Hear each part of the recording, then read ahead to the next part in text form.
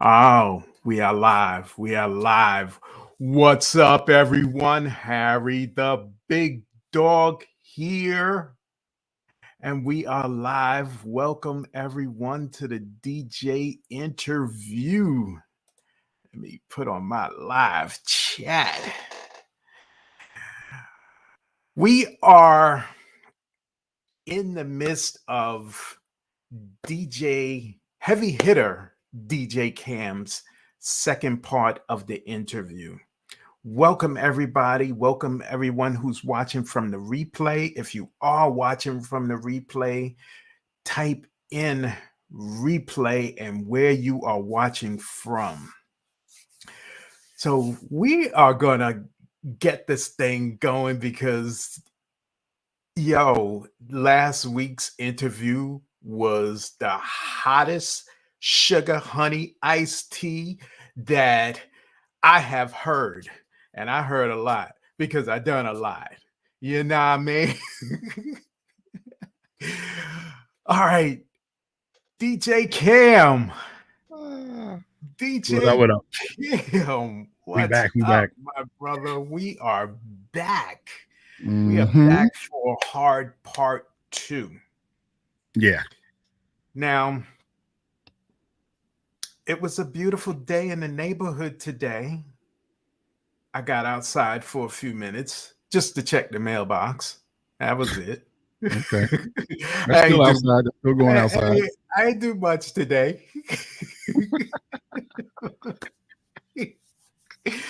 Oh, what did you end up doing today?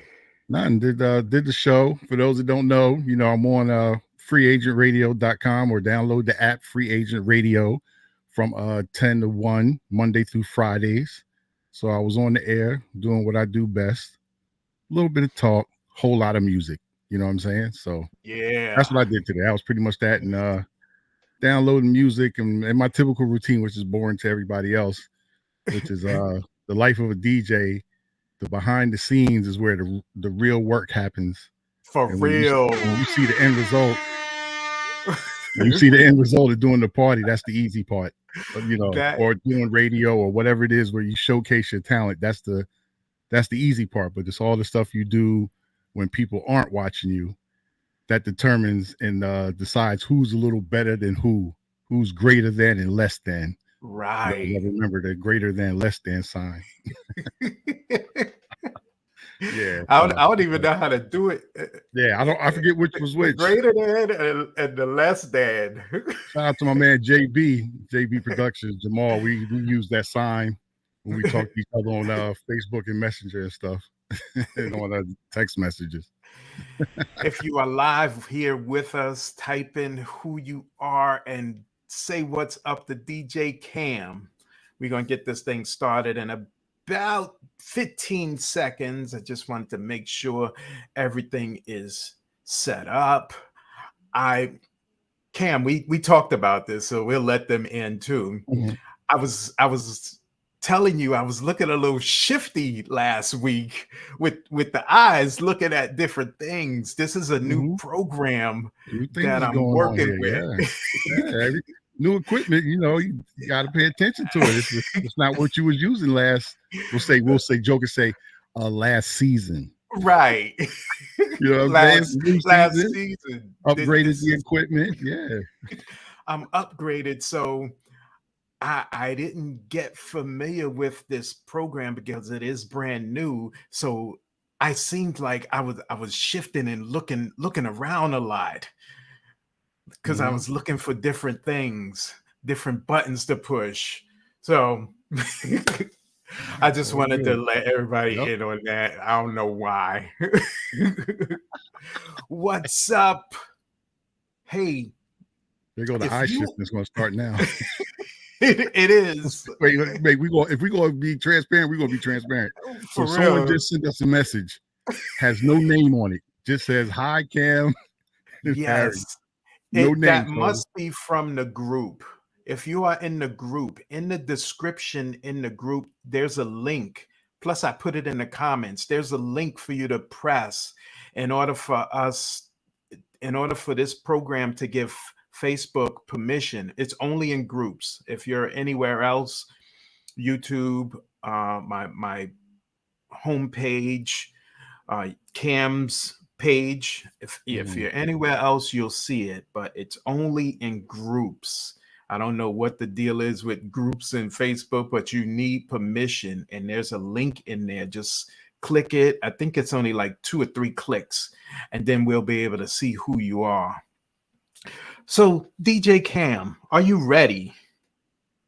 Yeah, no. Are you ready? I don't know what the real right answer was. No, give me 5 minutes. I'll be right back. I don't know. we are ready. It's always got love. So, bro, so what we gonna pick up from the last? Yes, it's your sister. So Oh. we're gonna pick up for those who are just joining us for the second part. This is the second of 2 parts. The first part we talked about Cam's first career. We are celebrating his 40 years in this industry, in this DJ world. 40 years, and that was as of last year November, correct? Yes. Last year November 2021 November, he celebrated 40 years. We're just getting on the air and helping him celebrate. So in the first one, if you missed it, we'll send a link a little bit later, and whoever's on the replay, the link will already be in there. We talked about Cam's career from how he got started at the age of how old you said you was? 6 months?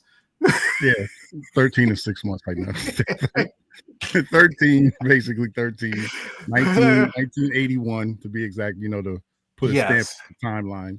81, and we went up to 2000, the end of 1999. No, we didn't go to 2000. We didn't go to 2000.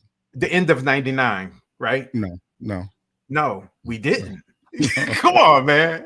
I'm just telling you, we ended when I was on PRB. That ended in 94, and we got to 97. From 94 to 97, I was just DJing. I was working at the Sound Express, and I was just DJing. No radio, no extra things were going on. Just parties, events, and just DJing. 97. Now we got to move. That's when stuff started to shift. That's when the shift came, and the mountain started to climb, and the uphill walk started. Yes. So we're in 97, mid 97. So we'll start off there at the end of 97, and we're gonna take it to today. I don't know how long this thing gonna run, but we are gonna go. Yeah, I'm amped already. I'm amped. Patient. I got my cinnamon tea with me, I won't lose my voice. I got notes, so we're gonna be patient. We're gonna walk this dog real slow. This is where it gets to getting. So, Cam, let us go. Hey, we got Chad with us. What's up, Chad? Hey. He's saying he's an old radio person and old radio DJ. Oh, yo, it's been a minute. I didn't know that, Chad. I got to get you on my show. This is the DJ interview. So, Cam, let's go on with this. I'm gonna give the stage to you, and we gonna go with this. All right, so we're in 97, DJing, working. And my version of it being a regular cat, the split thing, wasn't a full-time DJ just yet. So doing that, started a friend of mine, Michael Sean, started doing a comedy show. So we're doing a comedy show. It's down in Camden, real small starting. When I say it started out small, it started out small. Yeah. First room, I forget the name of the spot. I know when the sister's gonna pop it up on the thing. If it held 40 people, 50 people, that was, the size of the room when it started. Called the First of the Month Comedy Jam for those down here in the South Jersey area, Philly area that remember. Started small. We moved to a couple of rooms. I'm kind of going to shuffle through it a little quick. We moved to like 2 spots in Camden. Then we went to the aquarium, the Camden Aquarium, when it first opened in Camden, New Jersey. We were there for like about a half a year. Then we moved to the Woodbine Inn, which is in Pennsauken. The room we were in by that time held, if I'm correct, 900 people. So we went from a room that held 50 people tops to a room that held 900. And when I tell you all 900 seats were filled, they were filled. Wow. We were doing this the first Saturday of every month. So that was our situation, that I was in. That was the biggest thing I was doing at the time. Now, backtrack a little bit off of that. We're doing the first of the month. One night we're packing up. This guy comes up to us, and Mike's in there not really helping me out, to tell the truth. Mike was just in there with me while I'm packing the equipment. This is a real show. We gotta be real. Gotta be real. So packing up, me and him were talking, entertaining each other, whatever. This guy comes up and asks us if we're on the radio. We start laughing. Nah, we ain't on no radio. I made him a smart comment like, yeah, we on WKAM, whatever. And he was like, word? I was like, that's not a station. I said, that's just my name, bro, with a W in front of it. He was like, oh, okay. Gave us a card. Like, give me a call. I worked for the morning show. Smoking Tony Richards was the morning show in Philly. So by this time, Radio 1 came into Philadelphia. Wasn't even there maybe a year. So it was a new station, and had a lot of energy behind it because there was no other. Now there were 2 urban stations competing for the younger demographic in Philly. Before it was just one station. Gave us his card, so we called him. About 2 weeks later, have a meeting. Smoking Tony Richards, blah blah blah blah. Speeding it up a little bit. They put us on, right? Not getting paid, any of that, blah blah blah. But at that point, it didn't even matter. So we're on their show. So we're doing these, I forgot what they really called it, but like street hits. So we were up at like 6 a.m, going to the station, driving around different parts of the city. And they would do 1 or 2 segments where they would come to us wherever we were at in the city. Sometimes we'd be giving out tickets, or if there was a contest or what have you, we would be doing that. So we're doing that.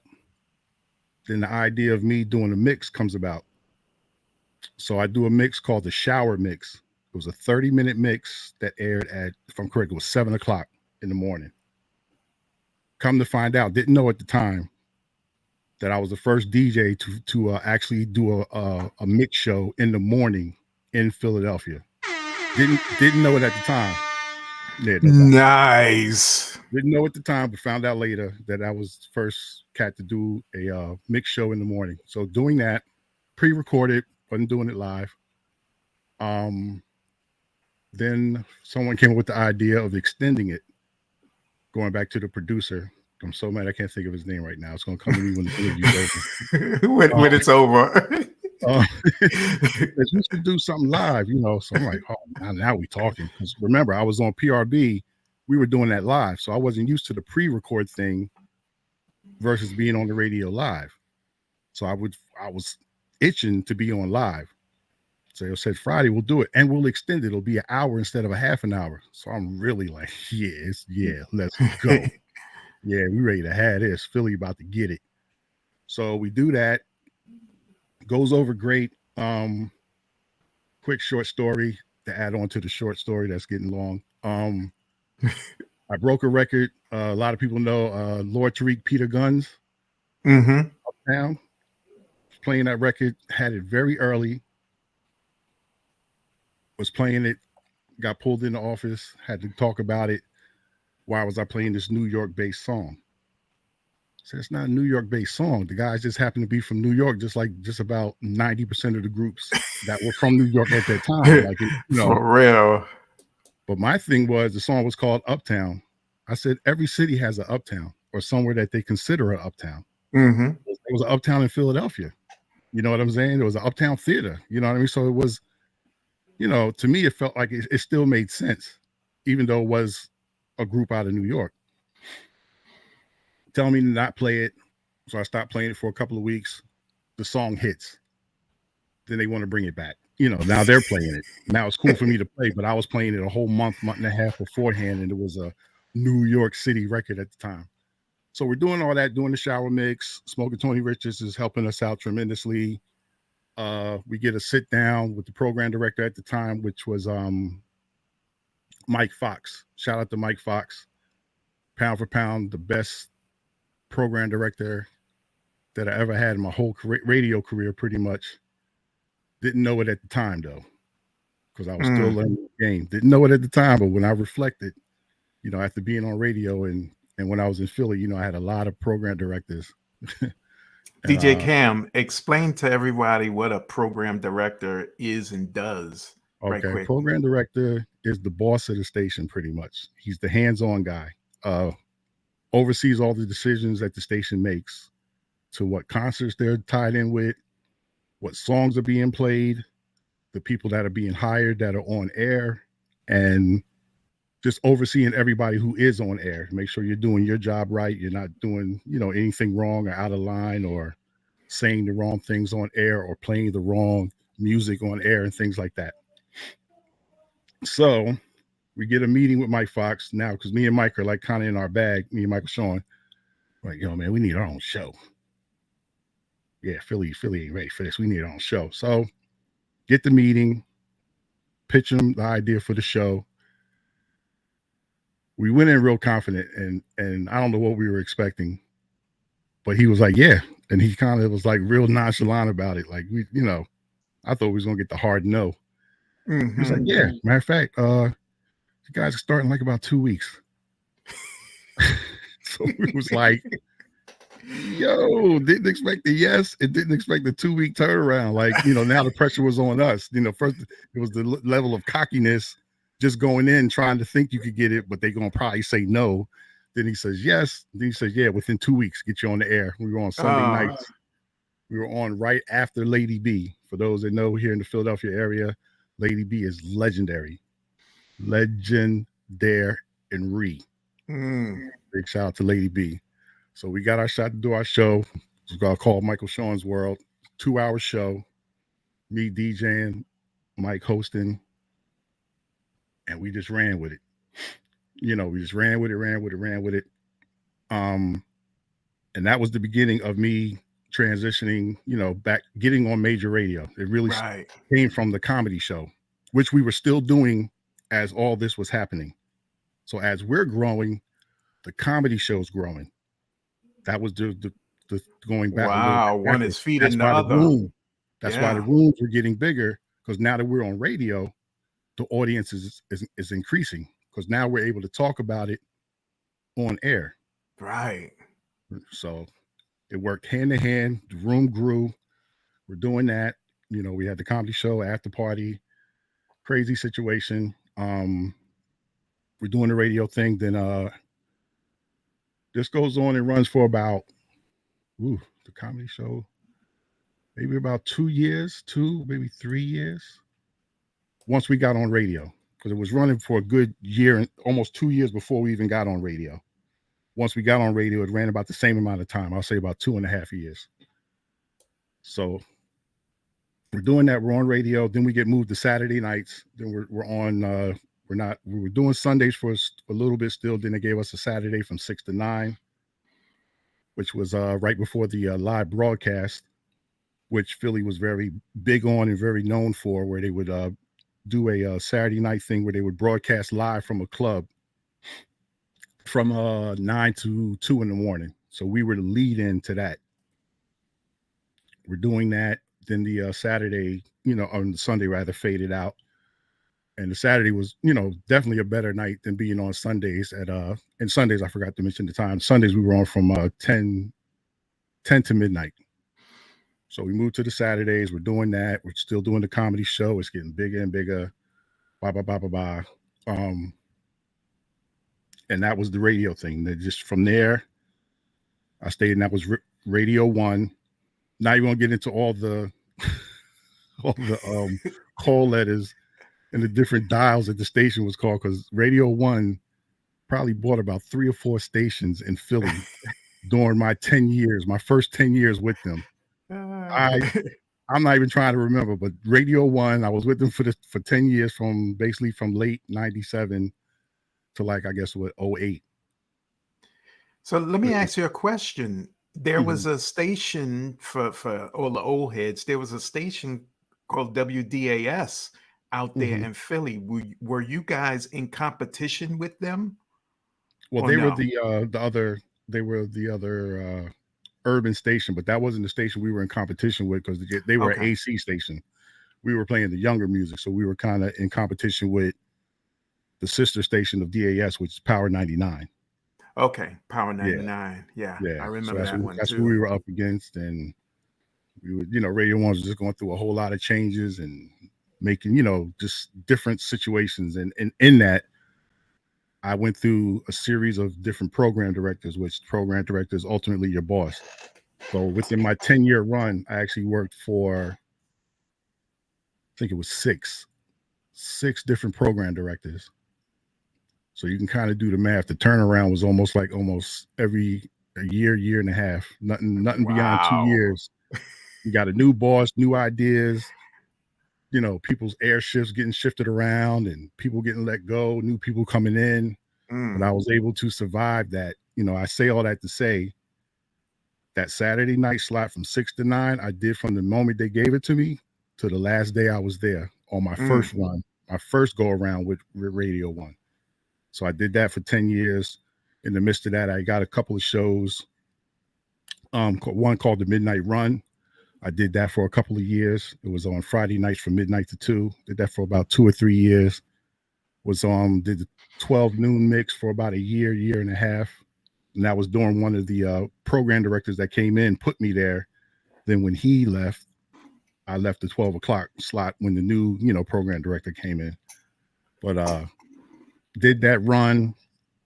And during that run, that's when a whole lot of things changed in terms of, just my DJ career. And then at that point, being in the industry and all the tie-ins, like I said, I had to write this stuff down because I couldn't even remember all of it off the top of my head, like the people I was affiliated with and stuff that I've done. Mm-hmm. We'll say, just to cap stuff and not maybe get too involved with it. I started a record pool during Wow. that time. And my What was the sister name ran, of the record pool? South Jersey All-Star Record Pool. Had an office in Philadelphia. Shout out to my man, Dre Hawkins. We shared office space. He had office space. He was cool enough to let me share the space with him. We had both went to the Art Institute of Philadelphia together. When I went to Right. school, I did a little bit of college, just a little touch. I come to find out it wasn't necessary, but I did it. So I had the record pool. Also, before that, kind of backpedaling, before I got on radio, transitioning from working at a record store, 2 friends of mine decided to open a record store in our town, our hometown, Willingboro, New Jersey, called Music Factory. So I went and ended up working for them, and then decided I wanted some ownership. I said it didn't make sense for me to just come and work for you guys because I Right. knew what I was bringing to the table. So they decided to give me a little piece. I had my little small piece of it, and did that for about 3 years. And that was in the transition of me not being on the radio as I got on radio. Because as I got on radio, I was spending more time at the station than I was at the store. So I segue out of that. And also during that time, that's when the different type of parties came into play. I did stuff with McNabb. Yeah, sweet 608. Yep. You Um, knew it was gonna come, right? yeah. I did stuff with Donovan McNabb. He had a kids clinic that he did every summer. I did that for like about 3 years. For 3 years. What else? I see, like I said, I had to write this stuff down, bro. I ain't gonna hold you. Grab this paper and stuff. Um, So I let, also, let me ask sorry, you this go ahead. before you really get into the meat of everything. From this point, who who that's out there right now, DJ wise, have you worked with or wanted to work with up until this point here? And this is the end of the 90s right now. Wanted to work with. Well, I was always following Red Alert's career. I always kind of put myself in his bag. I didn't do more. I love Marley Marl as well, but Marley had magic, so they moved different. Red was kind of like on his own, and I felt like that's kind of how my run was. So was really watching him and kind of trying to make the same type of moves and paying attention to the opportunities that were coming to me, Right. and using him as a reference, you know, to see how I want to move or how I should move, or is that a good move, you know? Yeah. So I would say Red Alert, who I did eventually end up meeting, doing a lot of stuff with. Shout out to Ike C, who bridged that situation. Friends to this day. I actually have Red Alert's phone number in my phone. Mind blowing. That was to never happen. You know what I'm saying? I'm growing up, recorded him and got mad cassette tapes of him. Never thought I would ever meet him. Had the pleasure of meeting him. Thought that'd be the end of that. Can we play a clip of him? Can we play it? Of Red Alert? I don't have a clip. You have a clip? I got a clip. You got a clip? You got a clip? Show me a clip. Watch this, everyone. Hey, Cam. Yo, Cam. What's the deal, man? You know who it is. Ha ha. Hey, I heard it's the 4-0, man. Congratulations. All the best. Many more. You know the true thing about this, man? That you can go ahead, look back, and see what it was from day one to where you at right now, and what you accomplished, and what you got involved with, and who you chained along with. Yo, you made a lot of friends, you made a lot of fans, a lot of supporters that believed in you, man. And the pleasure about being on them turntables, you got to exchange yourself with a lot of other situations that go further and further. Congratulations, man. Happy anniversary. 40 years? Do me a favor. Don't catch up with me, man. Respect to you, man. Love you, boss. Cam. All the best. That was dope. I've seen it for the first time too, good people. I let that know. Oh man. That was like a dope thing to do to one of the fellow DJs. He's been in it a little longer than you. Oh yeah. When you started, Red probably had 20 years in. Yeah, just about. Nah, man, that was dope. I appreciate that. Good look, Red. Really, really appreciate it. Real no talk. Problem. Wow. No problem. Never saw this coming like that. You know what I'm saying? Like I said, being a young cat, just recording him and studying him was to never meet him. That wasn't I didn't even ask for that or think of that. That wasn't even an option, you know? Right. Oh, so the other part to that question of who did you want to work with? Who did you work with from the time you started up until the point where we are now, towards the end of the 90s? Oh man, that you can remember. There's a lot of people.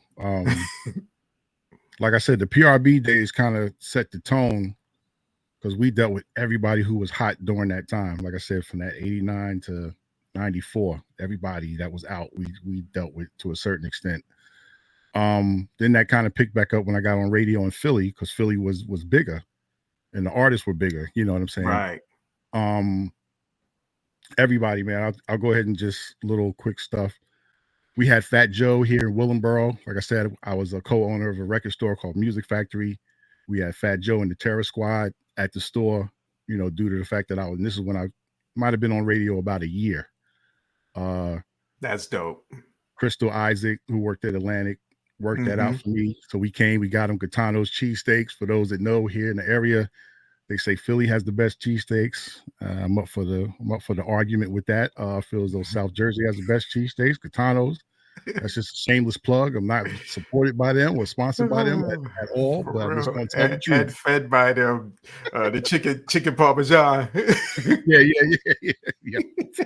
So you already know the size of it, everything. So yeah, we had Fat Joe, Fat Joe.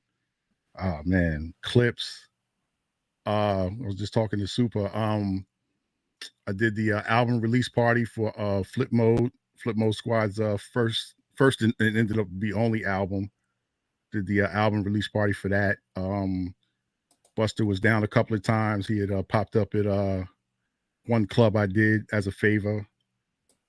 Had to kind of let a promoter know, where I really stood in the game, and was fortunate enough to be able to have Buster come in and do a quick walkthrough. Jumped on the mic for a minute. Man, just so many artists. I can't even get into all, but just once again, when I got on radio in Philly, it changed. The energy was different. I mean, Tony Braxton. I'm talking like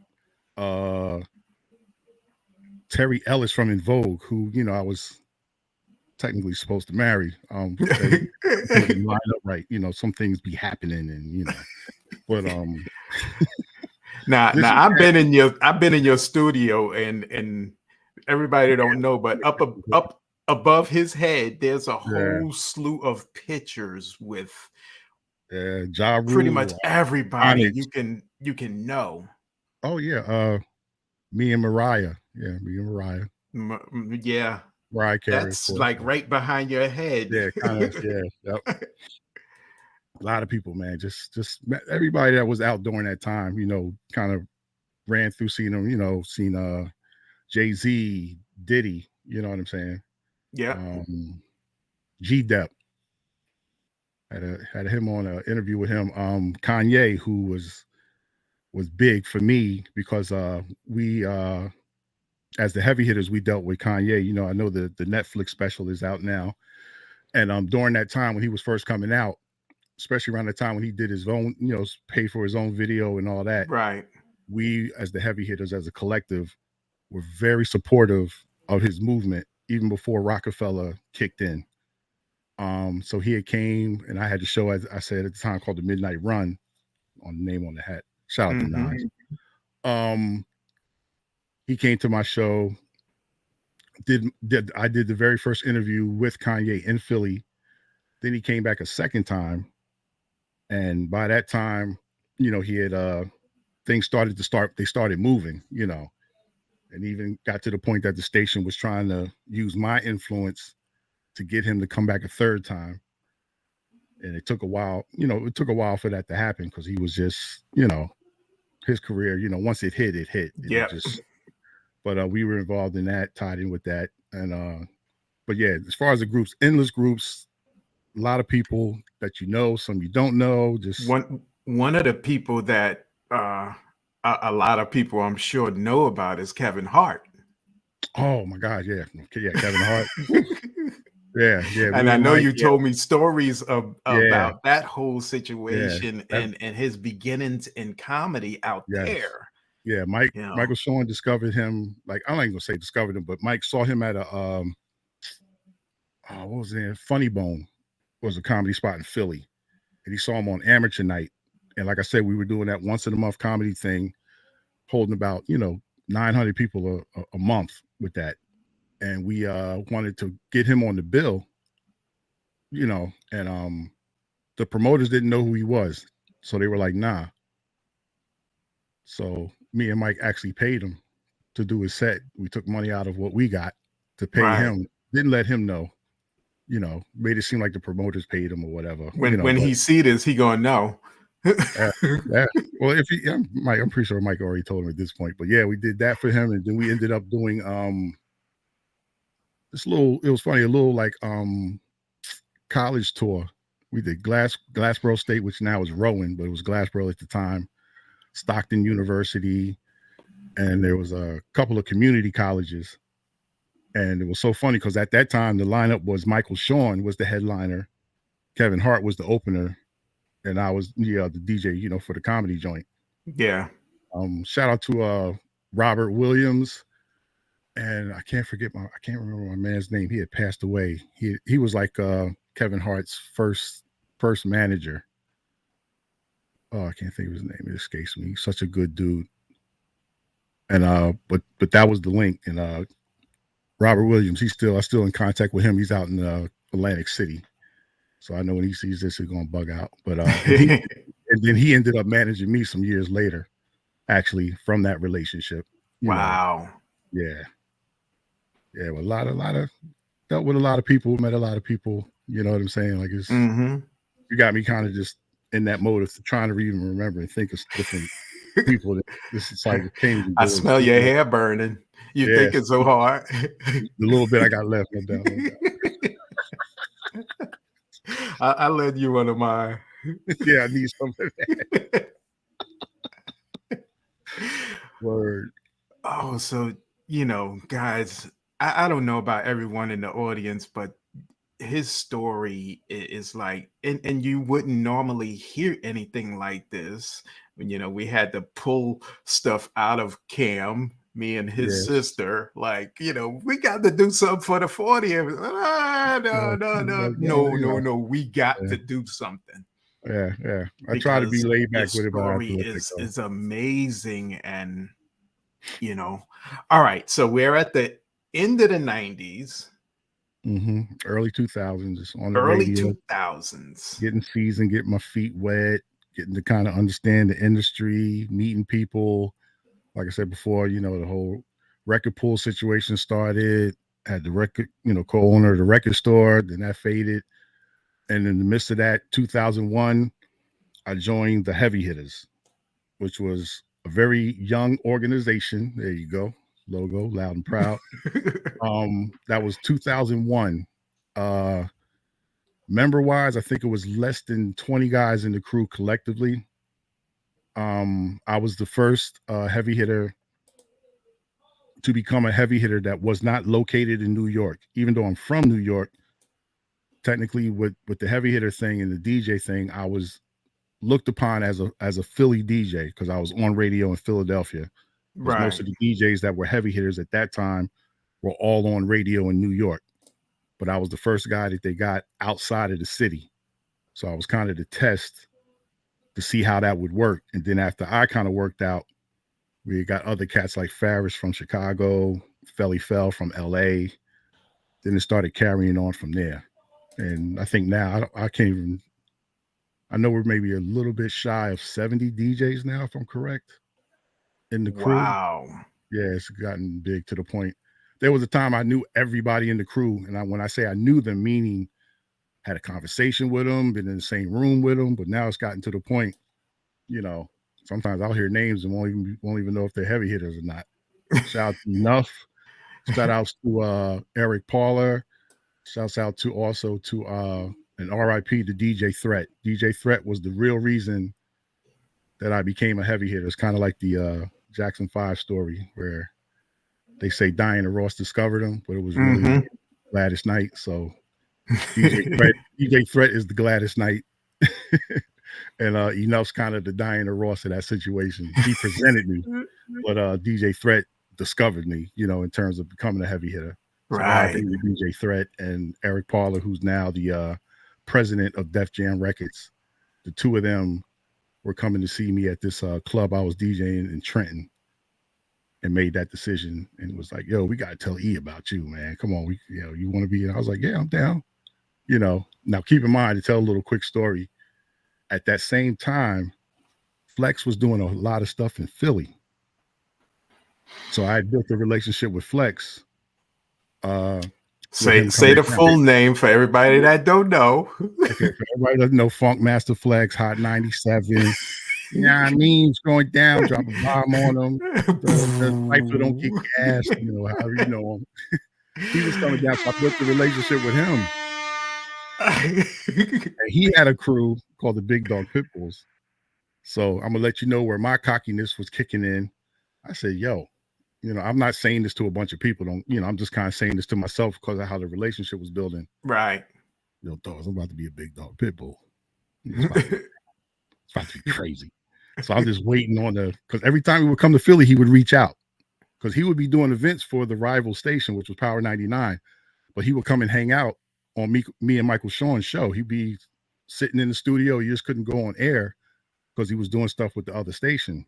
Right. We were in there eating food, hanging out, whatever. So I was like, yeah, it's about to go down, Needless to say, it never this went is all down. the behind the scenes stuff that nobody knows about. Yeah. It never went down. When Folkmaster Flex hears this, when he sees this, he gonna be like, yeah. Overlook him. No, I wasn't even interested. Yeah. But it was just something that was in my head, though. You know what I'm saying? Like I said before, I created that whole situation in my head. I was like, yeah, it's about to go down. I say, because you don't have nobody from Philly. That was my whole thing. And then, as I'm saying that, that's when the situation was coming about with the heavy hitters with Threat, speaking about me and saying, yo, I got to tell you enough about you. I got to tell you enough about you, And a little quick story inside of that, my sister was the one who really got me to know who Enough was years prior when he was doing the morning show on Hot 97. My sister was working like in the Princeton area. So she would hear Hot 97 on her way to work. She was like, yo, there's this guy on Hot 97 Cam and be on in the morning. And she said, he be DJing in the morning like he in the club. And she was serious. My sister been around DJs and around me. So she had a feel for, she was like, but he's dope. But she said the way he be DJing like 7 and 8 o'clock in the morning, she said, I don't even want to see him in the club because he be going in. So I said, okay. So she told me his name, and I had not heard of him prior to her even telling me that. And then his name comes back up when the whole heavy hitter thing comes about. You know what I'm saying? So I had reference and what my sister had said about him. And then I think at one point I started buying some of his mixtapes as well.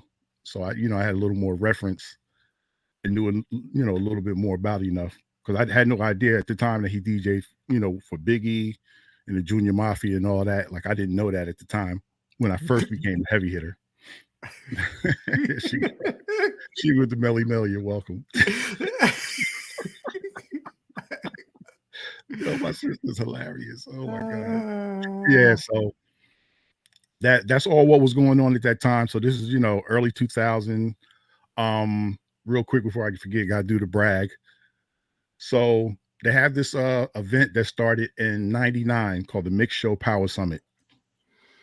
It was a convention strictly for DJs, for all the radio DJs across the country that would get invited. Right. First year it happened, I didn't get invited. I wasn't on the board yet. I was still getting my situation figured out in Philly. But what it did for me, because that year, I think Touchtone and Jay Ski went. They're gone. So they were gone. I covered all their shifts. So for that weekend, it was like a Thursday to Sunday. There was a time, and I was still doing the morning mix at that time. So I was on in the morning. I covered for Touchtone in the noon. I covered for Jay Ski for the drive home. And then Jay Ski was also on at 8 o'clock. And I covered for him for 8 o'clock. So there were times I was, for that 3 or 4 days, I was on literally 3 or 4 times each day, that Thursday, Friday, and Saturday. So that gave me a lot of exposure, opened me up. A lot of people were really starting to get familiar with me. Yeah. But after that year, I started getting invited to the Mix Show Power Summit. So they had award shows and things of that nature, showcases for different artists and things of that, things of that setting for the DJs. You get exposed to new music, new artists. The actual artists would be there, things of that nature. Jay-Z, Diddy would attend this. Pharrell, you name it, whoever was, Timberland, the cats that were popping at that time would actually be at these conventions, pushing, their artists or whatever projects they were working. So mention all that to say 2003, I'm up for East Coast DJ of the Year. So I end up winning. 2003, I was the East Coast DJ of the Year for Mix Show. And wow, bro. I shared it with Jazzy Joyce. Me and Jazzy Joyce both won that year. She was on Hot 97 at the time, and we both won. Yeah, so that was my as I call it in sports and basketball terms, that was my all-star breakout year. That was the year you couldn't see me. You could see me. I was an all-star that year. Jason is asking you this question. At what time, at the time that you went big time, what was the toughest gig you did that you didn't know if you could pull it off? I have to be honest. I didn't have that because you was too cocky for that, right? Man, I was ready for whatever, dog. Like, you know, it wasn't Del State, no nothing. No, no. I'll go ahead and tear that down. You kidding me? I treat everything like a sport. Remember, I played basketball, so to me, I'm always up for the battle and I'm always up for competition. And then with the DJing, oh Lord, come on. I know what I'm doing. I get behind them turntables. I'm good. I know what I'm doing. I know what I'm doing. Anybody that really knows me, I will admit it, knows that. Yeah, that's a good question. But I actually fast forwarding a little bit. Once I got on XM satellite radio, I did the what was the name of that tour? Oh my goodness. It was the tour with all the younger artists, and they had a special little name for it. The Scream Tour. I don't know if you remember that, where they had like Bow Wow and Sierra. No. Who else was on it? T-Pain. It was like some of the groups that kind of catered more so to the younger audience in a sense. Okay. And they called it the Scream Tour. Who else? B2K was on that. And I got that situation through XM. XM was a sponsor of that. And I got to go on that tour and be the opening DJ and DJ'd in between the acts. Right. I did that for like 4 or 5 cities. And they played in arenas. So that was the biggest, stage I'd ever been on, playing for a room that holds like 20 to 30,000. Mm-hmm. You know what I'm saying? And like, you would think the average person would be all nervous and scared. And when I went to do that, they didn't have a budget for me to bring anybody, so I'm literally by myself. I had no issues with playing that music in front of 25,000 people. Like, I was cool with it. I was like, this is great. Like, it actually was almost bad because when I went back to like this doing a regular club. Like what? Only 2,000 people in here? This is a slow night. Yeah, we call it, you do a room that had 1,000 people. I'm calling it a lounge. I'm like, this little lounge spot, 1,000 people. There was a couple people in here. Or like 2,500. Yeah, so like I said, with the Mix Show Power Summit, I did win that in 2003, which was, that was a big deal. Like, real talk, got a plaque and everything on the wall from that. And that was a great accomplishment, because other DJs were the ones that, voted and decided that. Right. So, you're getting that from your peers, and that was pretty big, Yeah. To know a lot of DJs across the country, felt that year, I was the best mix show DJ on the East Coast. So that was hot. That was good. That's that was dope, big. Bro. That dope. As I'm looking at the timeline, now I gotta really look. So that takes us like about 2001, 2002, 2003. So by that time, now it moves. I'm on radio in Philly, established, locked in. This new situation comes about. It's called XM Radio. It's a satellite. XM Radio satellite. It's not FM. It's not internet. Neither one, the internet doesn't even exist, at this time in terms of the radio and the popularity of it. A friend of mine tells me about it by the name of Puerto Rico Rob, who worked at Loud Records. And his description of it was perfect. He said, just imagine radio, but converting it into cable television. And that's what this XM thing is. And when he said that, I got it. He said, because it's not regional. Right? He said, it's not regional. He said, the same person that can hear you in New York, cat in LA can hear you. Same exact time on that same station. I said, yo, I like that. I said, nah. He said, yo, if you want me to connect you to the person, I said, please. Maybe a month goes by. I get hired at XM Satellite Radio. I was the 3rd DJ hired. 1, 2, 3. Third guy hired. I was hired. Station, the company itself was up for about a year. So I watched the growth of XM Radio grow. I was a part of that. I was very proud of that. And went from, I forget how many subscribers they've had, but it went up to, it peaked at like about, before they did the merge, which I think it was about 2,000 or almost 3,000 subscribers. Mm-hmm. Because once again, it was, I go back to that whole reference of it being based off of like cable television. So you had to pay for it. Yeah. And that's how they were able to know how many people participated, with listening to the station by the subscriptions. Yeah. So they were up to like, about 3 million before they did the merge with Sirius Radio, which was direct competition. They weren't as good as XM. I'm not even saying that's who I end up getting first is Sirius Radio. Way back when they started, they had a one-time fee of $500. Ooh. And I'd seen where this was coming, so I purchased it. I still listen to it today, and I ain't got to pay nothing because I got in that early. And then they merged. Yes. So I get all the stations. Oh, that's sweet. Yeah, so I got with them early, was running with them. I was on at one point there was 6 urban stations. I was on 3 or 6 out of the 6. Wow. Old school channel, the hip hop and R&B channel, and then there was a channel that played, underground hip hop, strictly dirty. It was like a mixtape kind of channel. I did all 3, and then had to transfer and just end up doing 2, for political reasons. Won't even get into all that. Keep the interview very positive and happy. Yeah, and PG. yeah. So had that run.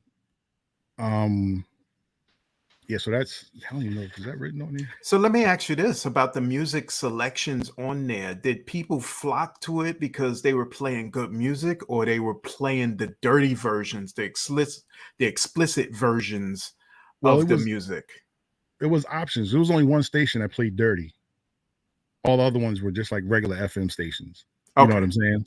But I think in the beginning, it was slow because I had a couple of friends, believe it or not, that were truck drivers that had bought into that. And they would hit me up like, yo, Cam, I'm in so-and-so listening to you. Like, this is so crazy. And I'm like, this is dope that I can get to hear you. And I'm all the way in, Idaho or wherever. You know what I'm saying? So it was, to me, it seemed like it was really for people that did a lot of traveling and moving around.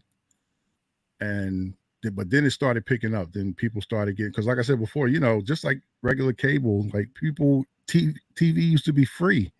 Yeah. So the concept of paying into it kind of was like, why? I ain't messing with that. Yeah, exactly. So it took a while to hit, but once it hit for people that were really into music, it hit, and it was different. It definitely XM. I can't speak for Sirius, but XM was definitely different than being on XM. I mean, I'm being on regular FM radio. There was a lot more room to break new music, play new artists. Me as a DJ, I could play things that I wanted to play without the pressure of the program director, calling you and questioning some of the stuff you're playing and why you're playing it. And what are you doing? That's not in the rotation. Exactly. So and there was, and that was the thing with XM, there was no rotation. Shout out to Lisa Lease, who was my program director when I was on XM. Great program director. It was just a lot of room. And it was, for me, it was a great balance from what I was doing on Philly radio and then being on XM at the same time. Whatever I couldn't do on Philly radio, I knew I could do it on XM. And the art and as far as my reach of audience, it was just the same, but it was people across the whole United States and Canada. It wasn't just restricted, to Philadelphia, the Delaware Valley, which, is Delaware, Philly, South Jersey. It's like it was a bigger audience and wide, more widespread. So that was like a beautiful thing. So I was loving that, and I was doing those 2 things at the same time. Then maybe 2 years later, Music Choice, which is a channel also on television. It wasn't even a radio thing. They decided to have music being played on their platform instead of just doing videos. Charles Dixon kind of helped me out with that. He was the only cat on there DJing for years. They decided they wanted to start bringing some DJs in. Did a call from him, asks me if I want to do it. I said, yeah. You know, I actually had the nerve to say, as long as it's not a conflict of interest with me being on XM or on radio in Philly, because I'm not going to give up either one of them to be on their platform. Right. He was like, no, they don't consider themselves competition, so that's not an issue. I said, oh, man, let's do it. Got with Music Choice. So I was DJing on Music Choice. So at one point, for about 3 years, say from 2004 to like 2000, almost to 2008, I was on all three platforms at the same time. So I was on Music Choice, XM Satellite Radio, and was also on radio in Philadelphia, which at that time was the number 5, fighting between number 5 and number 6 market in the country. So now to refresh everybody, we gave them a little sneak peek last week about this conversation right here. How many listeners did you have while you were on these 3 platforms? Estimated. I know it ain't, you know, accurate, but estimated. How many listeners did you have? What's called Music Choice was, I'm gonna say I don't even. Oh my gosh, definitely more than 5,000. Maybe a little bit less than 10. I mean, not thousand, million. I'm sorry, million with a capital. What million stand with? M. Yeah. I would say between 5 million and 10 million listeners, if collectively, if you were to put all those numbers together, you know, bro, that is amazing. This is somebody listening to you, DJ. For 3 years. For 3 years, not 3 months, not 3 days, not a weekend, not a one-off, for 3 years. And some cats aren't even on the radio for 3 years, let alone on 3 major platforms like that for 3 years. Yeah. Yes. And this was on a monthly basis, a weekly basis, a daily basis. What, those numbers? Those numbers. No, because keep in mind with Philly being number 5. So that's about the amount of people listening when you're on, not a monthly. That's like a daily. Wow. Yeah.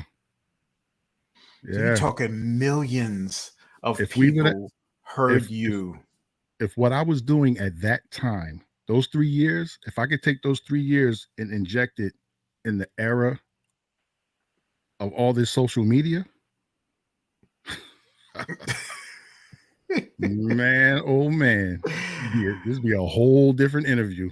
Everybody who's watching right now, even people from the replay, type in MIL, mill, because I don't know how to spell millions.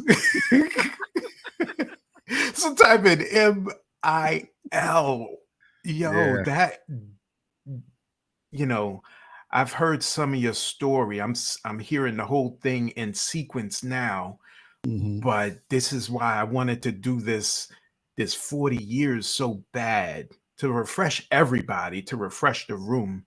We are celebrating Kam's 40 years in this DJ world, in this DJ industry, and he's just taken us through decade of what he's done.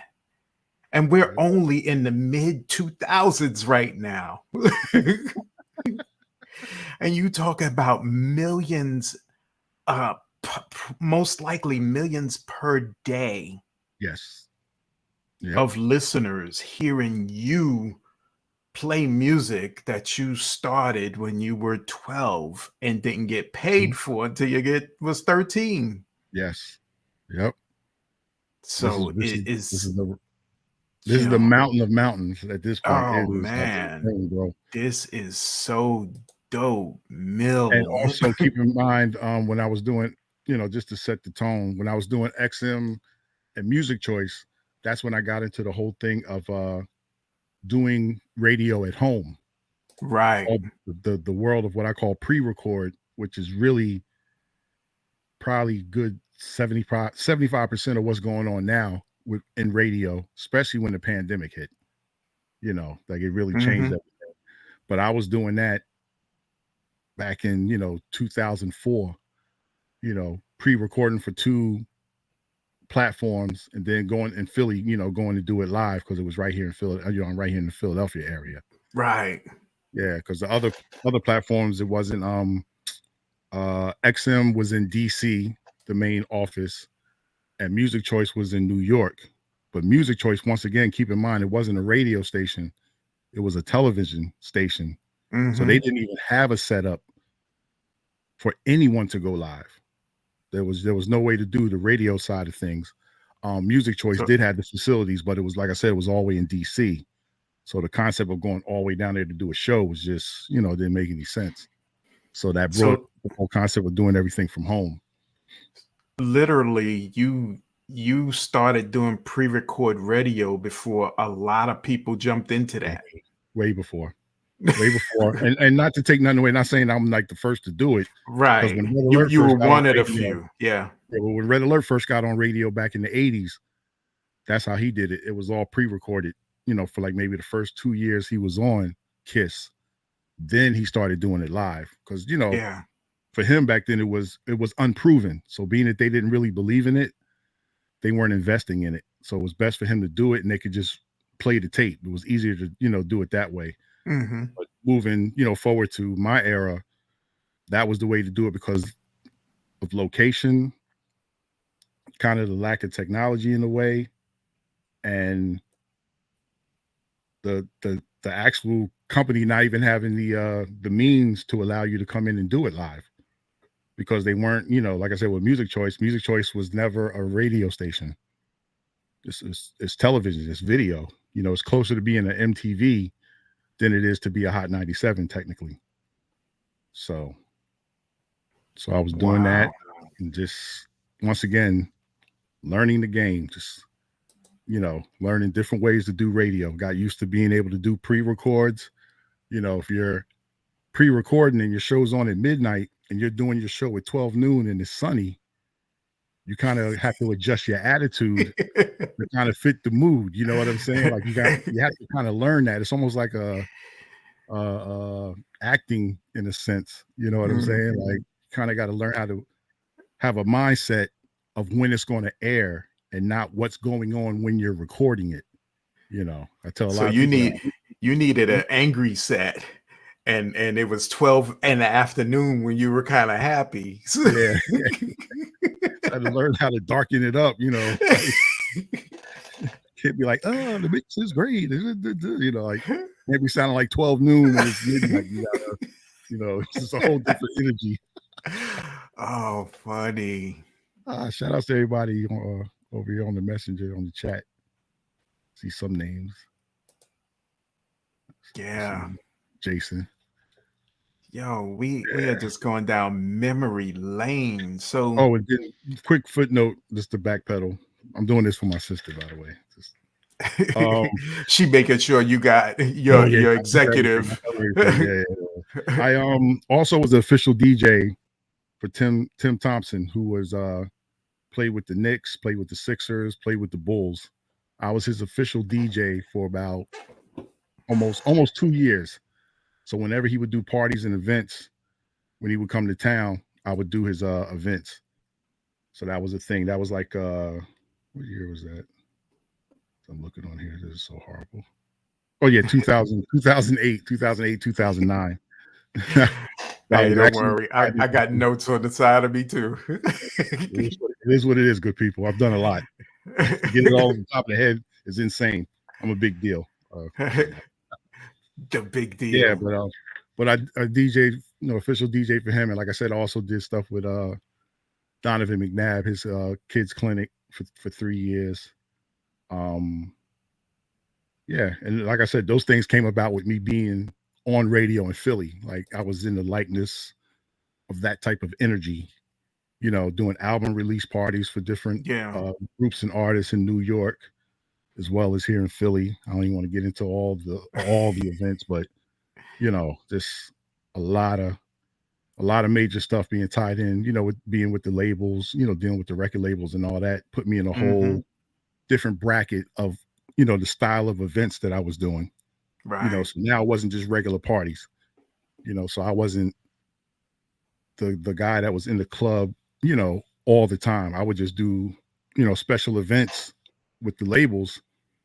The payout on that was, enough I could fall back. You know what I'm saying? I didn't have to be all aggressive and be in the clubs every Friday, Saturday night. I could kind of pick and choose. I was like, no, I don't want to do that. Promoter don't want to pay me, I'll stay home. I'm like, nah, I'm good, man. I'll stay home, brother. Wasn't doing that $50 party no more, huh? You keep your little peanuts, boy. Good. You dig in your little man purse. You can keep that money. I ain't beat for that. You give it to that young guy that's trying to figure it out. I don't need it. You know what I mean? So I love that part, being able to kind of write my own ticket, and I've kind of kept it like that. And then to backtrack, also by the time basically around 1998, I went DJing full time.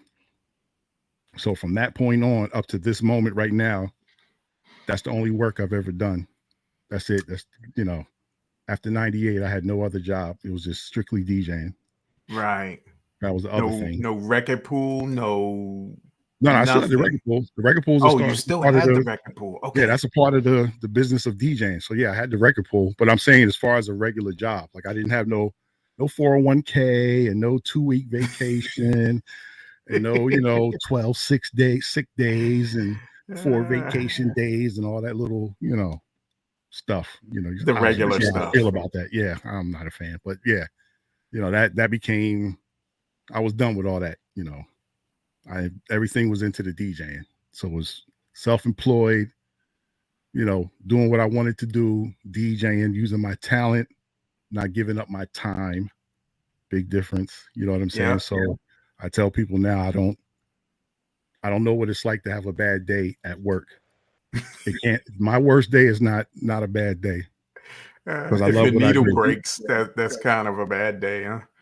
It is, but once again, better that than my back breaking from working in somebody's warehouse. You dig what I'm saying? Like, it's just a different energy. Like, you're not, I can't. How mad can I get? I'm doing what I love to do. Like I said, and I'll still say it. My worst day is still a good day because I'm doing what I love to do. I'm doing what I'm passionate about. What I love to do. The concept of work doesn't exist in what I do. Definitely. I've been away from work for a good minute. Yeah. RIP to work.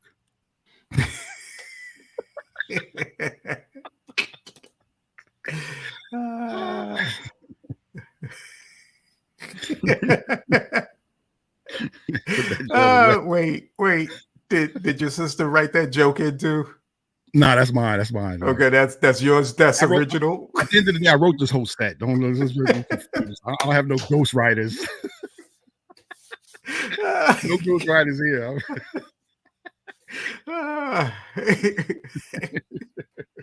Oh man. So now take us, we're mid 2000s, coming towards the end of the 2000s. Right? Yeah, so we're like at 2008-ish, if you want to timeline it. Take us to the end of that decade and all the stuff that went on and what happened. Okay, still being on big radio. By 2008, Radio 1 makes a big change with the station here in Philadelphia. They get rid of a lot of people. On this go around, I'm on the chopping block. So after 10 years, let's do the math here, 10 years, which is a lifetime of doing radio in one market. You can hear about a person being on radio for 10 years and they might have been in 7 different cities. But I did 10 years in one market. Like I said before, keying in on that, it was the number 6 market in the country. There's only 5 markets bigger than the city that I was in. So in terms of getting a promotion, there was only 5 cities I could go to make more money than what I was making in Philadelphia. To kind of, give you an idea what that really means. So 2008, Radio 1 makes a big change. I get let go, still doing Music Choice. I'm still doing XM satellite radio, remember.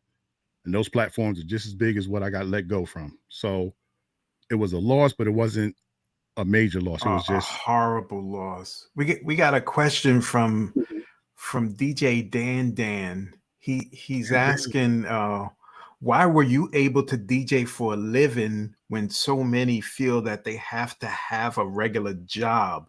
What's the secret? He's having that conversation tomorrow. What do you think your secret was? The secret was my mindset, and a little bit. I'm just a little bit of my mindset and how I feel about work. I think work is whack. I think the whole concept of working for someone, giving them your time, because most of the time people, you know, if you don't have a career, you're really getting compensated for time. You know what I'm saying? Real talk. You know, it's labor. You know what I'm saying? So I was never a fan of the concept of work. I was never a fan. Even before I decided I wanted to DJ and all that, I was never a fan of that concept. So with that in mind, and it grew as I got older, and then I come up with an idea of something that I'm passionate about, and I say I want to do this for a living. And it wasn't ideal. Like, I always got to stress that. I didn't grow up in the Yo MTV rap, you know, MTV, era. VH1, BET era. That didn't exist. So my thoughts were there was very few people that could understand what I was talking about doing. Right. It wasn't common. Everybody else was supposed to be a doctor and a nurse and a judge and a lawyer, you know, all these other things. I'm sitting around here talking about I want to be on the radio. Radio DJing. What are you talking about?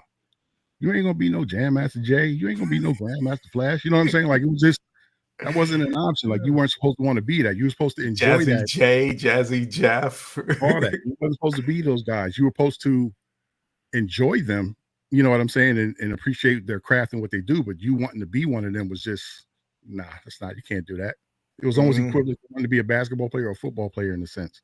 Right. You know, I love, you know, so with me just being very locked in on wanting to kind of create my own path, and then I have to thank my grandmother, my nan. She was self-employed. So when I was like 10 or 11, this always stuck in my head, where we would live in New York and we would go see her in Pottstown, Pennsylvania. She had her, she did hair. She had her own shop. And I tell you, every time we would go down to visit her, if she had somebody there and she was doing their hair, that was the last person she dealt with for the rest of that day. Because she had that option. She's turning off lights, you know, jokingly, as I joke with my sister about it, we're going to IHOP. We done for the day. She's ready to entertain us and hang out with us and take us places and do things that had nothing to do with that shop. Yeah.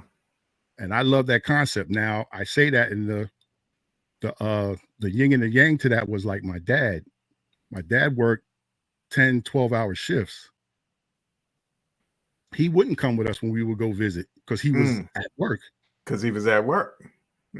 Or he was tired from being at work. Well, either way, the concept was what he was doing. I wasn't like, I like how Nan turns off the lights and shuts it down and we go get into something.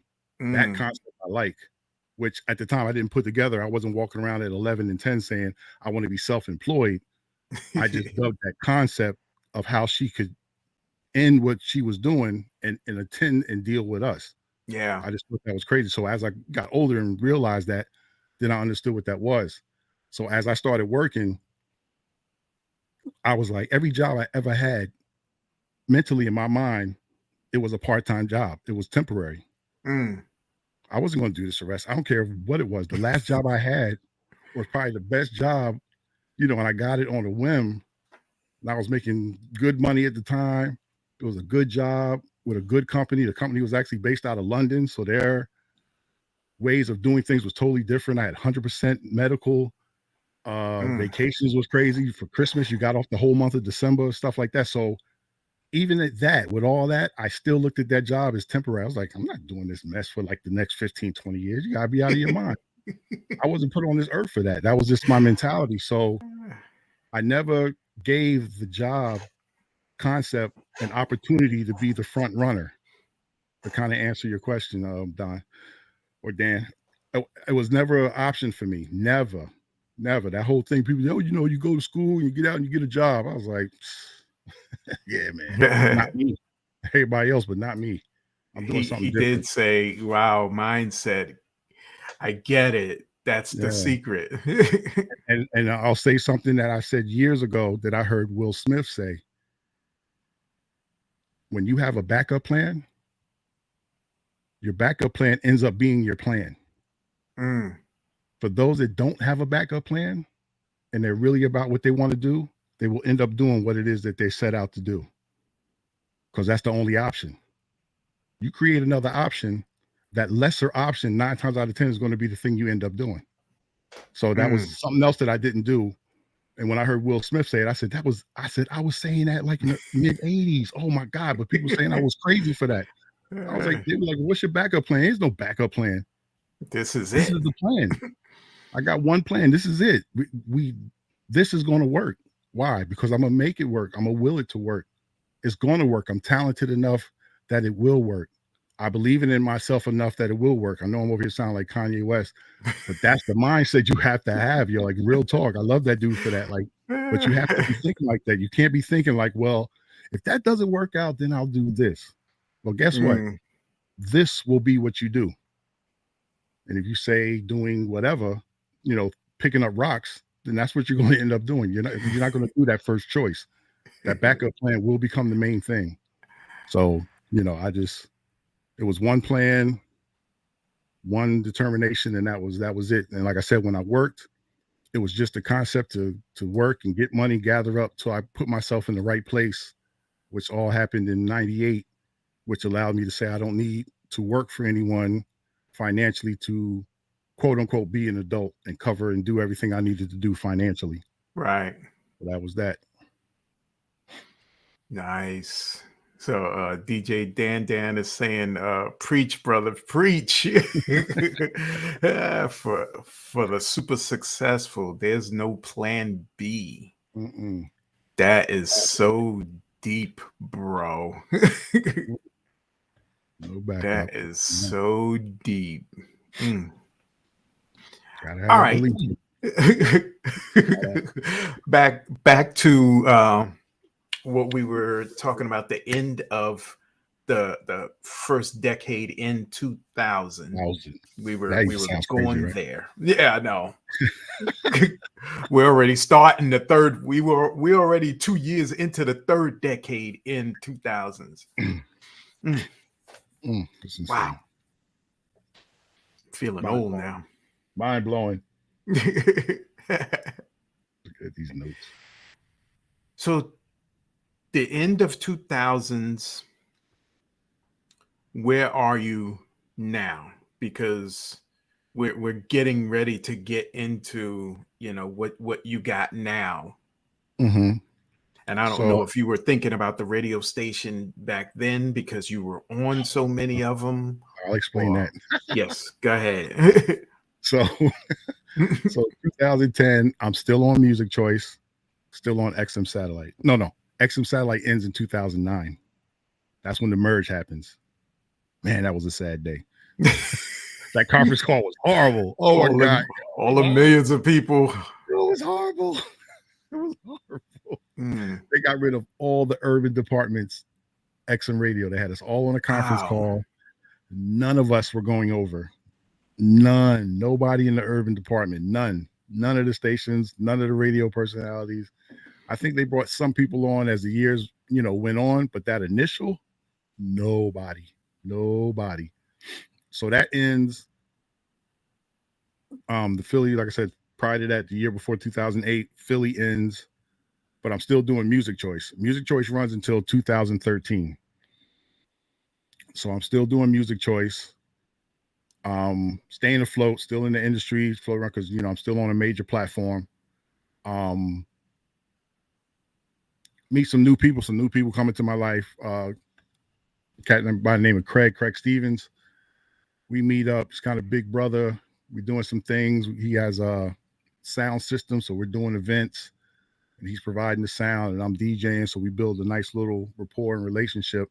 He comes to me, and I was telling him about radio history because he wasn't really here for all that because he came from New York, moved down here to South Jersey. Because I was telling him what I've done, and some people were telling him, oh, you know, Cam used to be on, you know, so he's getting all the backstories, and then I'm chiming in and telling them, you know, what they might have missed or, you know, said a little off or whatever, or just, you know, tightening it up for him. But I'm still on Music Choice. So, right. Yeah, my daughter see you on there and da-da-da-da. He comes to me and says, yo, let's do a internet radio station. So I say, you know, and for people that know me, know that I'm quick with the no. I go hardcore with the no in seconds.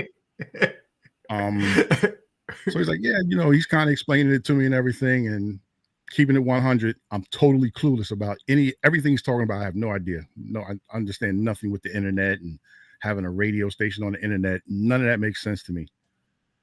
So I just hit him with a no, I'm cool.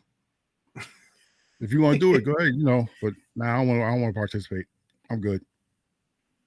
And he's like, you know, keeps asking me, you know, he let a little bit of time go by, 2 weeks, a week or two, comes over, he gets to talking about it again. And I said, you know what, let me do a little homework on this. But I was still telling him no. So I do a little bit of homework.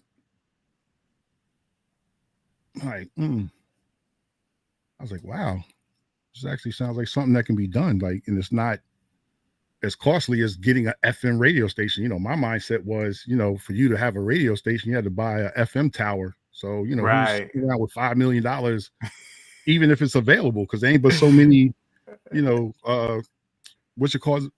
stations available per market. So I was like, what's the chances? You know what I mean? Your timing got to be right. Your money got to be right. And, you know, it's no way, you know, so, wow, this can be done without a tower. And it doesn't cost millions. And you can reach people all over the world. And I was already in tune with that band. Yeah. Because I was already, like I said, with Music Choice, I'm heard all across the country. With XM, so I already knew of that concept. So I was definitely drawn in with that concept. I was very aware of it, had experienced it, was like, wow. And I said, this could be something like that and have ownership in it and it'd be yours. You make the calls and the decisions. I do a little more homework. Craig comes and talks, and he's talking some more, blah, blah, blah. Anybody knows Craig, he used to be in sales. So he's a good sales guy. He'll, you know, drill you. He's like a used car salesman, you know, you got that type of mentality. So he's, you know, pitching it, and I'm still kind of never said yes, still kind of slow rolling the no a little bit, like, nah, I don't know, man. I gotta see, I don't know. Where all the money coming from? Like, like, how are we gonna get up all this capital to get it started? And, you know, just asking questions, seeing where the mindset, but the questions are really leading to what the end result is. Because if I didn't want to be a part of it, who cares about where the finances are coming from? Yeah.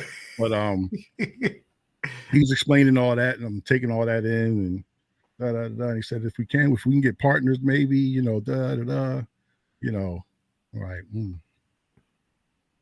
I said, all right. I said, you know what? I said, I'm down to do it, but a couple of rules, a couple of things that I want for me to come on board. Because at this point, I'm looking at it and I'm like, Craig DJs, but he doesn't know radio. And the people that we were talking about getting involved, no one knew radio but me. So I'm like, okay, I'm gonna use this to my advantage. Like, this station's gonna move the way I see fit. I'm gonna be the brains. I don't care what else happens. I don't care how you use the arms and the feet. But I know radio, so this station's gonna reflect me. Like, at the end of the day, however I see it to fit and move, that's my call to make. So I kind of had this little rundown of how I wanted to see things go. He was like, nah, I'm cool with that. Let's do it. So I say, yeah. And this, you know, literally maybe a month after he first brings it up, then we started moving on it. You know, I won't get into all the intimate details of that, but pieces of equipment started getting bought and shipped to the house, and stuff's at the front door. And you know what I'm saying? We're getting everything we need to get, and, you know, doing the homework and looking up what type of mics we need to get and how much they're going to cost and how many we think we need to get and all of that. So we're getting everything together to start this internet radio station. So that's what we did. We got everything together, the equipment, decided who was going to be involved in it partner-wise, not gonna get into that story. That's a whole nother interview. But we ended up starting the station. So 2012, actually on my son's birthday, that's the only reason I remember the date, August 24th, 2012, was the first day we started freeagentradio.com. This will be 10 years. So that's how that got started and added on to the plan. So that's been the movement, that's been the situation. I've used all of my, radio knowledge and relationships and things of that nature to get that off his feet, get it moving, and to do a lot of the behind the scenes thing and get people support with it, from industry cats and things of that nature, just leaning on people for favors and doing, because sometimes you got favors laying out there that you never use, so you figure, okay, now's the time to use it. It was one thing to use it when you were working for somebody else, but now that you got your own thing, this favor would really be helpful for me because I really need it for me directly. You know what I'm saying? So we got a question. We got some of those favors. We got a question from Jason. He's asking, because we're getting ready to start the free agent radio saga. He's asking any turning points, any crisis where you thought about leaving DJing. I never thought about leaving DJing. Just, I'm done. I'm going to get a job. No, that's like me just saying I'm gonna stop breathing. No, not at all. Not at all, Jason. That goes back to that mindset. That's right. That goes back to that mindset. Get a job? Oh, I tell you what, before I'd have got a job, I'd be a bum. I'll tell you the story. I used to tell Toji this. When I used to tell Toji I wanted to do the DJing thing, and at the time, me and him were DJ partners. I'm teaching him, little things about DJing. And, DJ Toji. Yeah, DJ Toji, getting him up to snuff. And I used to tell him, yo, this is what I'm doing. Like, he was going to college, like he had his plan, you know what I'm saying? And I'm like, doing this DJing thing, man. I said, and if this don't work out, come visit me on Market Street and I'll be reciting the message, asking for some loose change. Because I said, like I said, going back to the joint, there's no B plan, dog. There is no backup plan. Like it absolutely does not exist. And the concept of, yeah, I'm gonna quit this DJ and just get a job. That sounds horrible. Like, to be honest with you, Jason just cursed at me. He really just he Eddie Murphy. You sound like Richard Pryor. So to answer your question direct, Jason, no. No. Like I said, not even on my worst day. Not cut off my fingers, or I'm gonna be in Atlantic City in front of one of the casinos begging. Nothing. Nah. Just no. Nope. No way. Nope. No bad days, man. All right. Now the free agent radio saga begins. And it was all hunky-dory and dandy. You got 5 million people listening to the station, right? 5 million? Yeah, do I? I haven't checked the numbers. That's where we at. You said 5,000, 5 million. You said million? Mill. Everybody wrote a mill. Okay. Yeah, 5 million. M-I-L. 5 million. So start this saga. You got partners in this. You had your boy talk you into doing the radio station. You set down some ground rules. Yep. Now what happened? Yeah. We just we do it. A lot of transitions. I don't get into all that. That's like me. I'd rather name all the artists I ever met other than doing that. But had a lot of people on, gave a lot of people an opportunity. That's one thing that I definitely did. Was proud of it. Some of it, came back to bite me, but you live and you learn. But if anyone wanted to try to do radio that lived out in this area, free agent radio, thus be the free and the agent part, the opportunity was there. And I definitely gave it to people. Some took advantage of it. Some abused it. Some maybe in some cases just didn't understand what it all what the details were of trying to do any type of radio. But with doing internet radio, one, it was new. Internet radio, when we started back in 2012, it wasn't an established thing. Apps didn't even exist to keep it 100. You had to literally go to a .com, you pull it up on the website. But there was no apps at the time. To build your fan base, you're starting from zero. You're not an established station that's been on for 20 years and you already have a built-in audience. Like, you're literally building your audience as you go. Yes. Like, we're 9 years of still building our audience. Like, it's that part never stops. You know what I'm saying? So yeah, that was the other thing, so there was a lot of need for people that were on radio to self-promote, things of that nature. The social media thing is in effect. So that's a beautiful way and a free way to promote. A lot of people weren't taking advantage of that, weren't utilizing that. So, we had a revolving door of people coming in and out, but I was willing enough, long as somebody came across and wasn't, a complete idiot, I would give them a shot to be on radio. But for the most part, the majority of the people that came through just weren't prepared for the hustle of it, the work of it, but wanted all the glitz and glamour of it without putting in any work. And with the internet radio situation, or with any radio situation, you still have to invest in yourself. You still have to put in that work. You still have to grind out. You still got to let people know what you're doing so that they do listen. People have a lot of choices and a lot of options. And for them to decide to sit and listen to you 1 day a week, 5 days a week, 2 days a week, at a certain time every week, you have to groom them to that. You have to build them to that.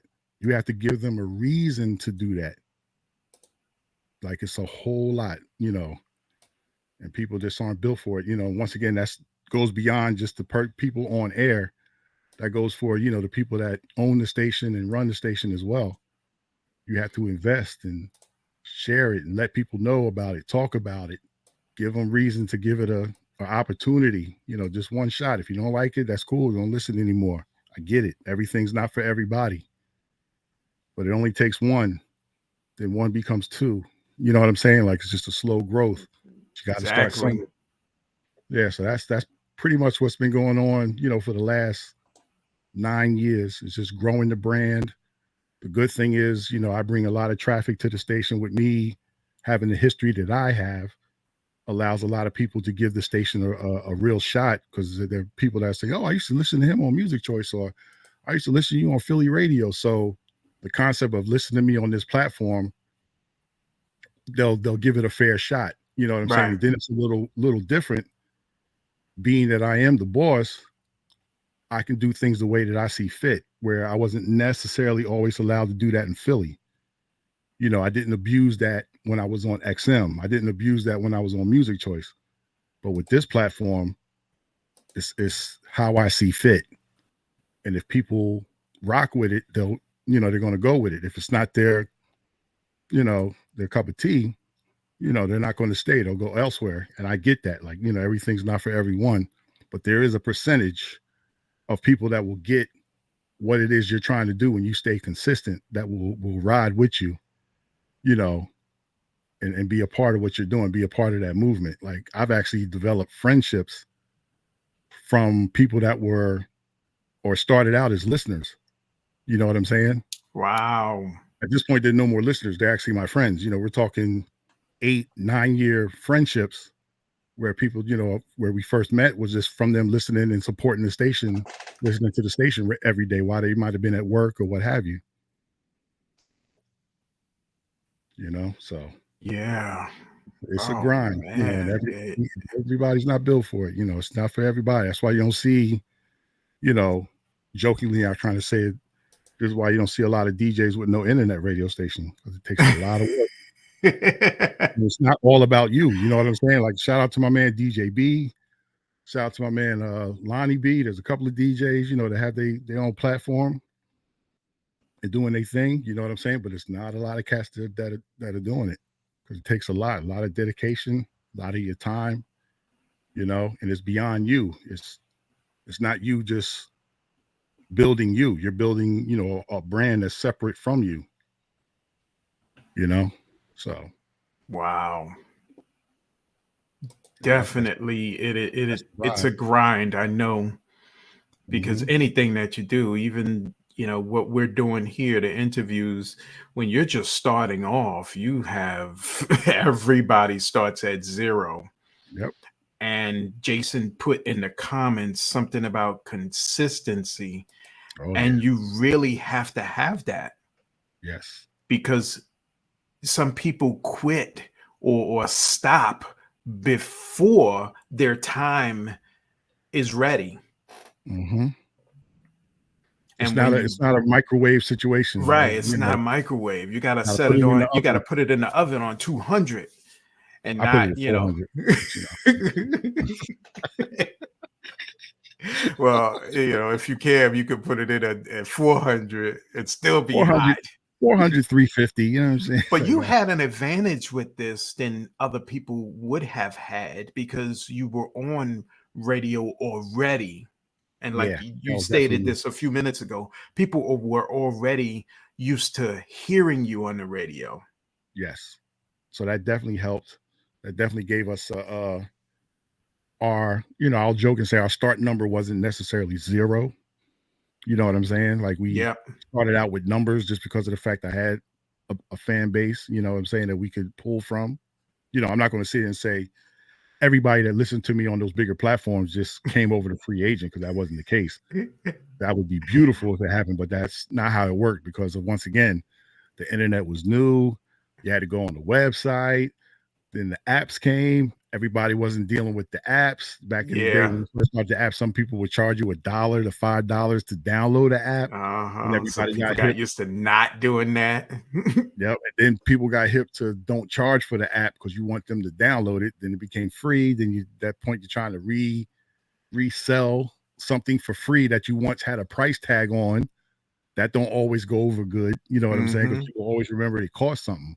So Yep. now, why is it free? Now they're questioning the quality of the product.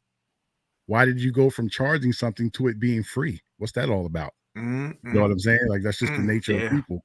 So you have to fight. You had to fight through that. And then people, now that the phones are becoming more savvy, the app thing's starting to make sense. So people have your station on their app, and it's a choice, and they realize now all they got to do is hit a button and it'll come on, or they can set it on their phone and set a timer that station just comes on at a certain time and Mm. turns off at a certain time. Where before it wasn't like that, but it grew into that. So as it got a little easier, you started being able to snatch up people a little easier, because it was the concept. People are starting to understand it. What was not understood in 2013 now is understood and makes sense in 2022. Yep. You know what I'm saying? The phone and back in 2011, 12, 13, everybody didn't have a cell phone. Everybody didn't have an iPhone. You know what I mean? But I now, had a cell phone, but not one of them with them types. I had one of them yeah, cheap, so either everything, flip phones or something. as it grew, it allowed us to, as a station, to grow our audience, because Yeah. now it became easier to be able to get us. I think that, for me, the app was probably the biggest shift for us once we finally, got an app, which I created myself. I want to pat myself on the back with that. All You're a right, so big what? deal. You're a big Yeah, deal. yeah, I'm a big deal. And so what? It took me a month. Who cares? It's only because I told you. I could have told you I did it in an hour. If I told you it took 30 days, so what? Where's your app at? You do an app in 30 minutes, whatever. 30 days. Now, if I had to do it again, it would probably take me 30 days again. Mm. But these are So things you now got to do. you started the radio station. This is 2012. Mm-hmm. You already had somewhat of a following.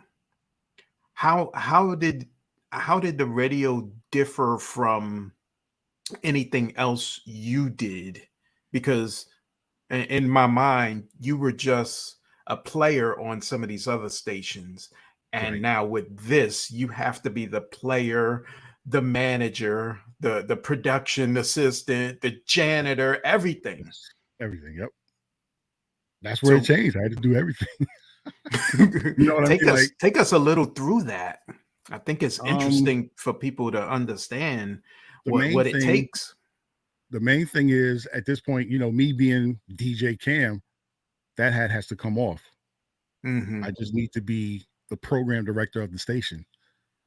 So now that goes into, okay, where are we going to get the imaging? Where are we going to get the source of the music? The selecting of the music. Are you going to involve other people, or is that just a decision you're going to make? Of course, I picked the latter. I'll pick it. You know, I know what I'm doing, so I don't need the help. Just like, you know, for I people don't that need know me, that type of help, right? I don't. That's like me needing a You request. already had the music already, so Yeah, yeah. But then too, the difference in that, there's a difference in that. I hate when people say just because you're a DJ, you'll be able to program a radio station. That's false. Because what you play as a DJ, naturally, that music is made to encourage people to dance and party. That's a very small percentage of music, right? If a DJ does an event, what's the motivation? What is his job ultimately to do? To get people to dance. There's a ton of music that gets made that is not dance motivated, but it's still good music. But it's still good music. Yep. The radio's not driven to make you dance. It's just driven for you to have something to listen to while you're doing something else for the most part. Another mindset shift. Yes. So you can't program a radio station in the mind of a DJ being said by a DJ. Pause. You know what I'm saying? So that doesn't work. That's not the answer. The answer is not to start a radio station and just hire any DJ and think it's going to work. You got to hire a DJ that understands music and the different moods of music, the different types of music, the different styles of music, the different eras of music, and what's good music, what's feel good music. You know, the concept of regular radio with the whole concept of you know, you hear radio stations say stuff like they play the hits and stuff like that. I've been on radio now collectively for probably almost creeping on 20 years. I'm still wanting that answer. What is a hit record? What is it? I know what a feel good record is. I know what a good record is. I know what a good record is. For instance, Eric B for President came out in 1986. Came out in 1986. I still play that record to this day. It's 2022. That's not a hit record because it was never a hit. Yeah. It was never a popular record that everybody loved. The radio stations did not embrace that song. So it obviously wasn't a hit, but it's a feel good song. It's a good record. And it's proven it throughout the years. Another example, Frankie Beverly and Maze, Before I Let Go. The song never charted. That song was never a single. That's probably their most popular record they ever made. And it never charted. Feel good, not a hit.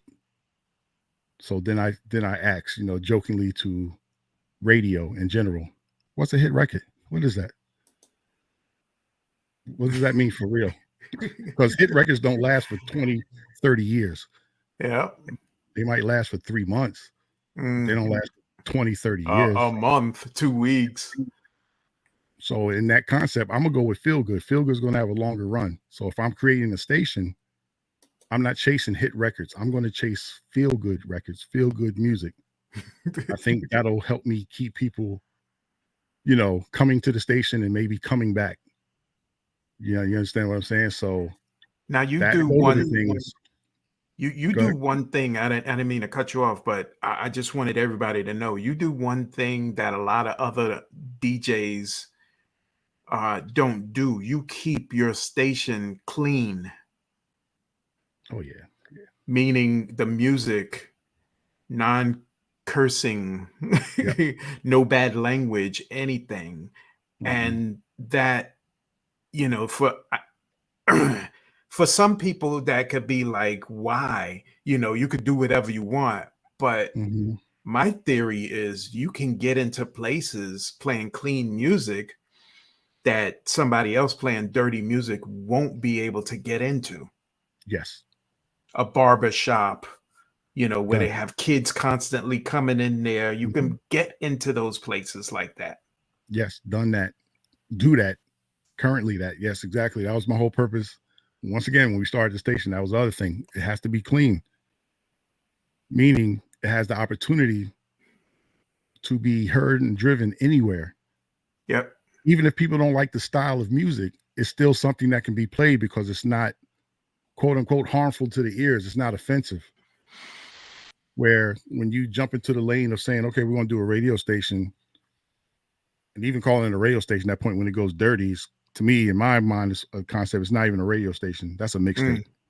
But the minute you go into that, it you lose the audience that you can attract.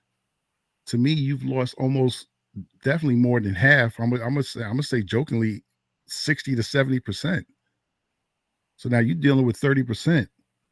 And then to make the assumption that the full 30% is going to participate, you got to break that number down. Mm-hmm. So in my little theory, if you have a station that's playing dirty and I'm playing clean, on default, I'm gonna have a bigger audience than you. Right. Because I appeal to a wider audience. So even when my numbers are low, being I have a larger spread, my numbers are going to do better than yours because you're only dealing with you're dealing with a smaller percentage. Yep. Even if it's half of my audience. You know what I'm saying? Like Mm-hmm. It just doesn't make sense. I've never, even in the clubs, when I got on radio, I stopped playing dirties in the clubs. I just played cleans in the clubs. And honestly, I hope I'm not jinxing myself, but to this day, I've never had a complaint. Why you didn't play the cursing version? And it's true, everything you're saying, going back to what you talked about Will Smith. All his music, all the music he makes is clean. He'll curse up a storm in a movie, but what mom or dad is going to have their kid at that sponge age, which is 3 to 7, 8 years old, where they just kind of absorbing everything, and you constantly playing foul languaged music. Yeah, like I don't know. To me, it just, when I got on radio, my ears really got sensitive to cursing. Mm-hmm. Like really went left. But even before that, I was conscious of it. Cussing. Certain things was just too much. So, you can go to your weddings and things of that nature, family reunions. Like, I know a lot of DJs have gotten conscious of it since we've gone to the computer. So, they're more conscious of having clean music versus dirty music. Yeah. But when cats were buying records, me being a cat that worked in a record store and was a co-owner of it, I saw how DJs came in and bought their music. They didn't care if it was clean or dirty. I got this wedding. I need the so-and-so record. Mm-hmm. I'm like saying to myself, that Jordan got but a dirty version, and he's buying that record today. I know the words to it because I've been in the store bootleg version of it. That too, but he's buying the song and doesn't know it. I can take that same song and bleep out the curses because I actually know the song because I've been in the store for the last 20 days because the record came out 19 days ago. Yeah. So I know the song at this point. He's buying it right off the shelf. He doesn't know it like that. And he's about to go do an event that night or that next day. So that means them curses is going to hit. So if you're doing a wedding or something and that might not be the ideal situation, that you want, but a lot of DJs back then, they didn't care. They just wanted to have the music. Right. Clean or dirty, they didn't care. But if you played in a club, it was a little different. When you start doing those private events, when grandparents are there and the parents are the ones paying you, and like you said, if they got some younger kids running around at the event or what have you, now everybody's ears are a little more sensitive to what's being played. Mm-hmm. And if you're playing dirties, it's not a good look. So my mindset always was, I guess, just programmed to clean. If radio's playing that version of it, that's the version I need to be playing when I'm out. Yeah. That was just the safest way to go. And then when we got when the computers came into play, it made it easy. So when I started downloading music, I said, the easiest way to do this is just, I don't download any dirty music. So if you was to look at my hard drive, maybe 85 to 95% of my hard drive is nothing but clean music. If I have dirties, it's only on default because I couldn't find a clean. Mm-hmm. And what I'll do is take the time to learn the song to bleep out. And then clean it up. Yep.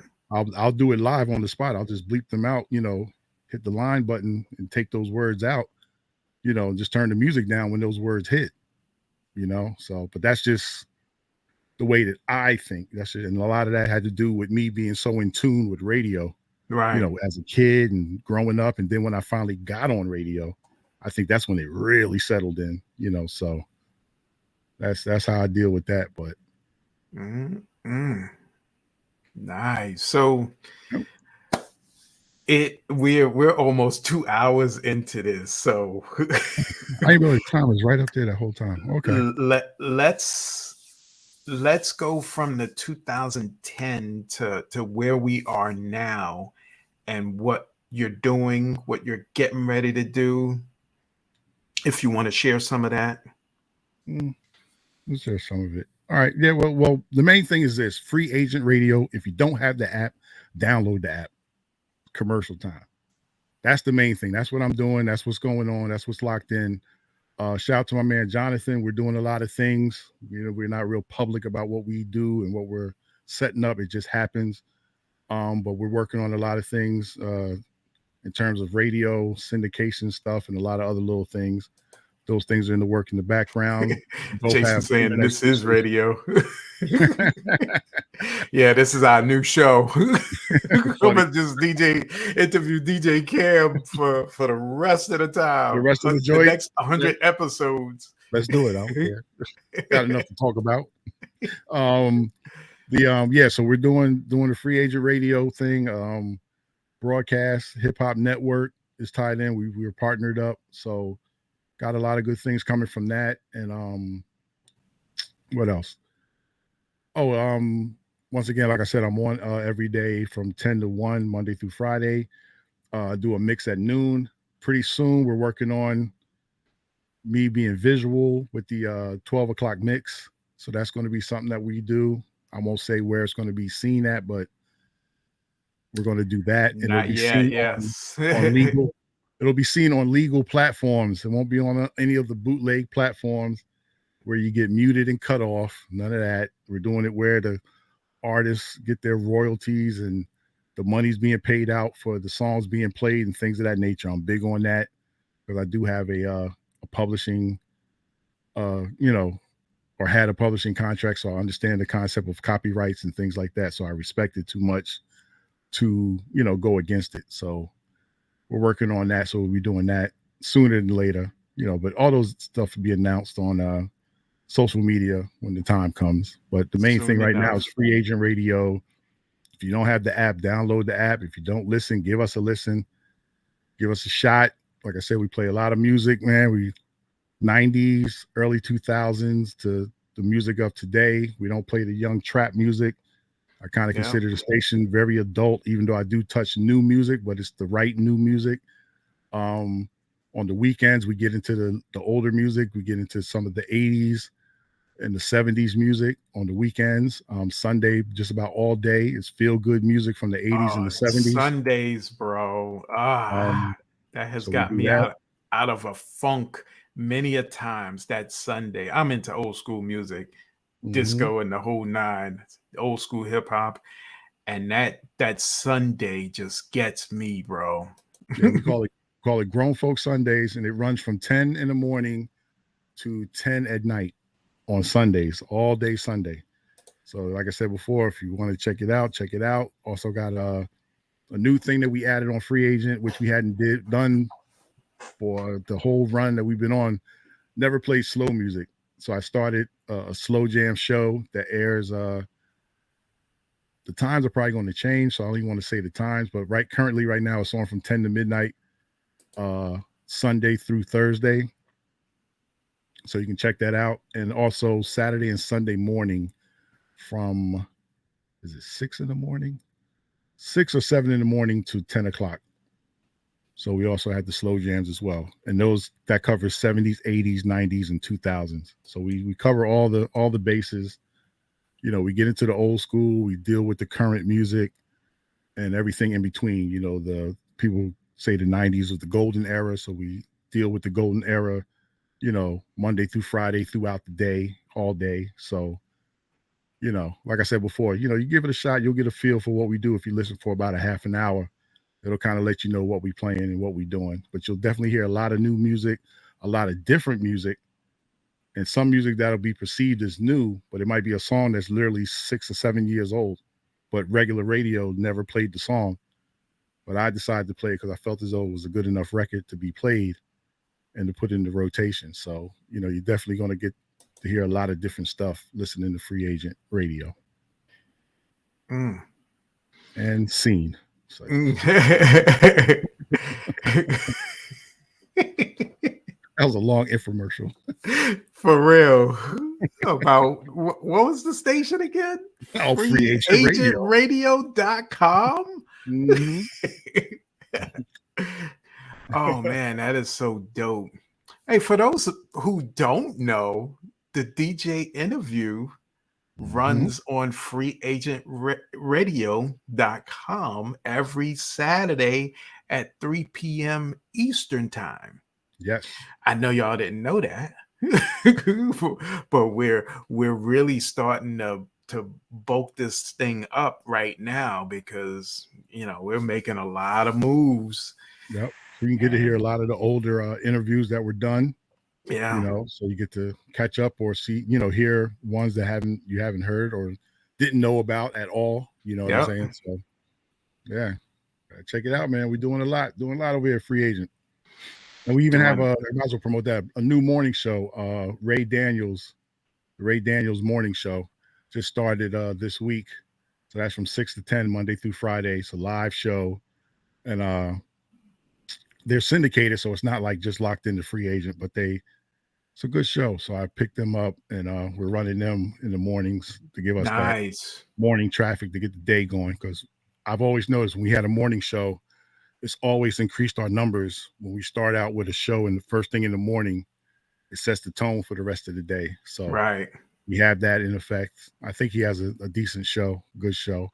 So, you know, check it out. Get a chance. Once again, a lot of... And Free Agent Radio isn't just in the U.S. either. Oh, no. You get played, you get listened in the U.K. and Germany. London and Germany, huge, big and consistent. Yes. That's for real. Yep. Yeah. So, and that's the advantage of what an internet station has over your regular, how do you say that word? Terrestrial radio. This FM radio. FM. Yeah, FM I don't know who came up with that big word. I know. It's a tongue twister. FM or AM. That's all it is. That's all it is. Good people. But you definitely have that advantage because one, you can download the app so you can be anywhere. Mm-hmm. Two, you can go on the internet. So wherever in the world there's internet, you can listen to it. I mean, now the stations are doing that a lot, but your regular FM stations, they only have a radius. Yep. You know, it could be 20 miles or it could be 50 miles. and that's about it. Yep. And to kind of let you know how big internet radio got, the fact that you had any FM station to create, and I'll just make up a number, a $500 app, and have it posted or set up on the internet speaks volumes about what internet radio is doing right now. Because they invest so much money in that FM tower when we're talking millions. Yeah. And to go ahead and make a $500 app to be able to have people listen to the station kind of speaks how much they cannot ignore that situation.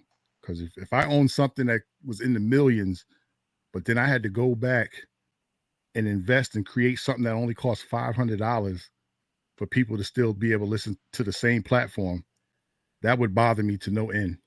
Yeah, that would be a bit of a thorn for me, because I would forever be trying to figure out, why do I have this $5 million investment if I'm doing a $500 situation, getting and it's doing the same exact thing. And like you said, you're able to hear that throughout, not just a region, not just a certain area. Crazy. But that Jason is saying there needs to be some foodie shows on Free Agent Radio. Foodie. Oh, you mean like a cook show? Uh-huh. Talking about recipes and meals and how to cook stuff. And Just a thought. Somebody come up with it. I mean, that's not for me to do, but yeah. But don't you think people need to see that? I don't know. Wouldn't they want to hear that? Like to hear it? I mean, well, it's big. It's big on Clubhouse. Oh yeah, it's big on Clubhouse. Yeah. Oh okay. It right, definitely is. So I know, as me being a new person that's cooking, I need the visual. Yeah, but I'm new. Maybe we're speaking in the minds of people that know how to cook, then they don't need that visual. You know, they hear how you put something together, and then they know how to do it. I know for me, I need to see it. Yeah, me too. I need to see my food. He says interviews on behind the scenes. Okay. Yeah, we could do that. We'll set it up. We'll have my people call your people. Or Cam's people call your people. I got people. Anything's possible, bro. Like my station's not filled up with DJs, you know, DJing on the platform. I got variety shows. I got a lady, Leslie Grace, who speaks on finances. Doctor. She does finances and things like that. Have a DJ Wiz who has a gospel show. You know, there's a variety. It's a lot of things moving over here. You know, at the end of the day, it's not just, you know, people think because DJKam runs the station that I got 40 DJs DJing. And that's it. I think on my roster is 1, 2, maybe 4 DJs. Uh-huh. Maybe 5 if I include myself, like real talk. Like if you think about it, like really you only got 5 DJs. You know? So it's not, you know, it's an actual radio show. It's not a fly-by-night thing. Yep. How long have you been up? HeavyHitter DJKam on your radio station? How long has it been going? Oh, 9 years. We're creeping on 10 years in August. August, decade in August. 10 years. August 24th to be exact, which is also my oldest. It's his birthday. That's how I remember the date. And to think in 10 years, how many other internet stations then came and went? Oh yeah. Definitely. And you're still hanging around. Ain't going nowhere. So that says big things. What's up, international DJ Tommy Lee? Yep.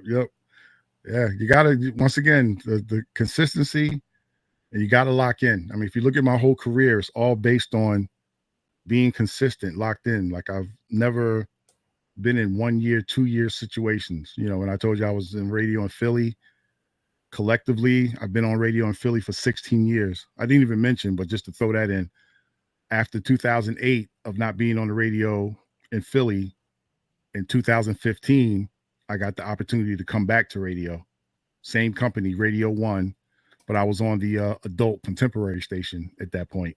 With that until the pandemic. So what was that? March of 2020. You know, they laid a lot of people off. I was a part of that layoff.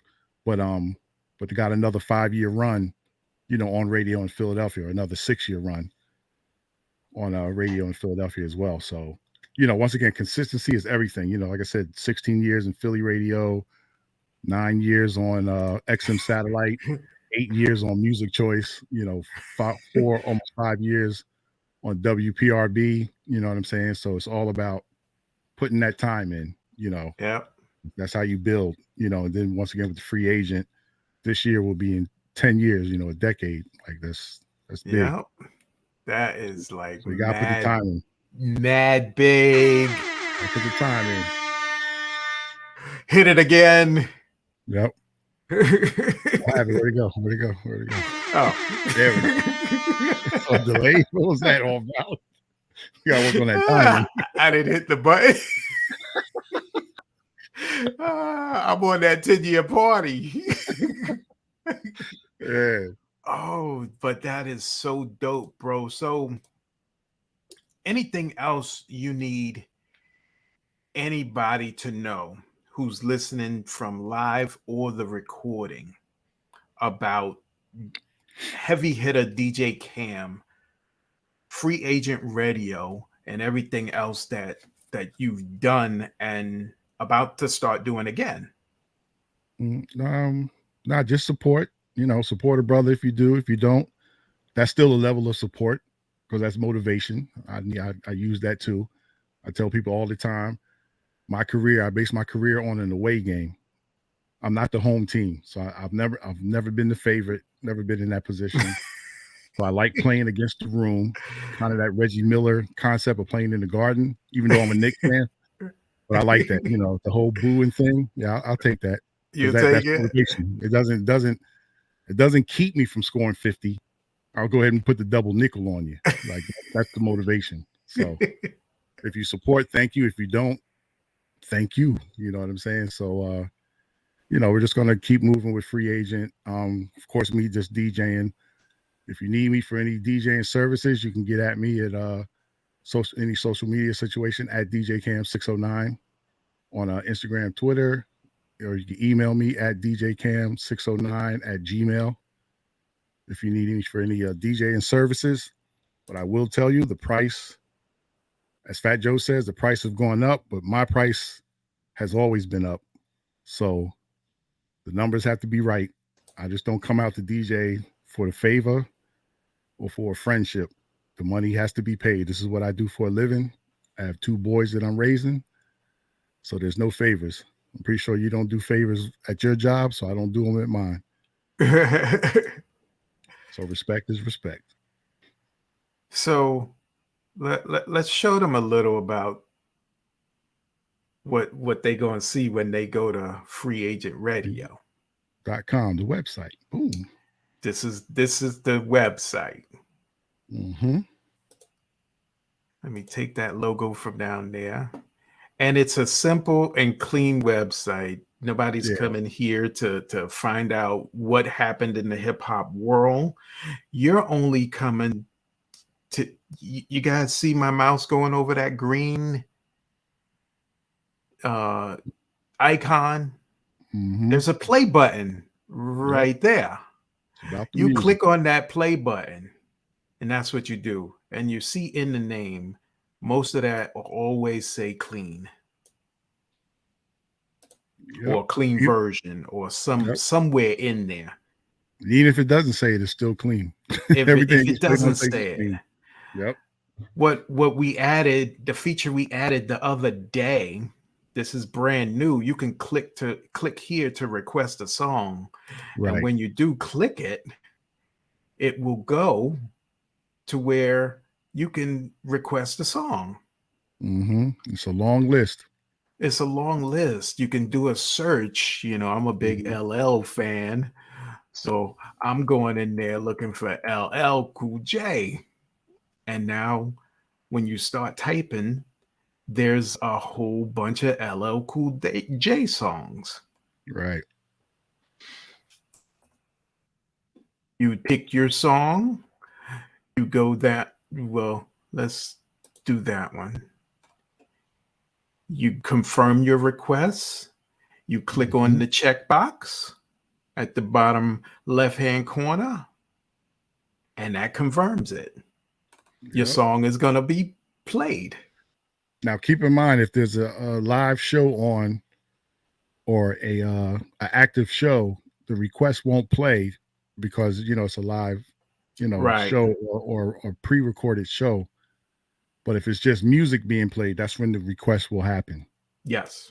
Yeah. So just keep that in mind. So if you hear people on there talking, like for instance, if you try to do it during the morning show, it's not going to play your request during the morning show because the morning show is running live and it has its own program and it's not going to acknowledge that request like that. That's only acknowledged through the system when the station's in an automated setting. I know that was a little complicated and wordy, but If it's a live show, your request is not going to go through until it gets some pre-recorded music there. Yeah.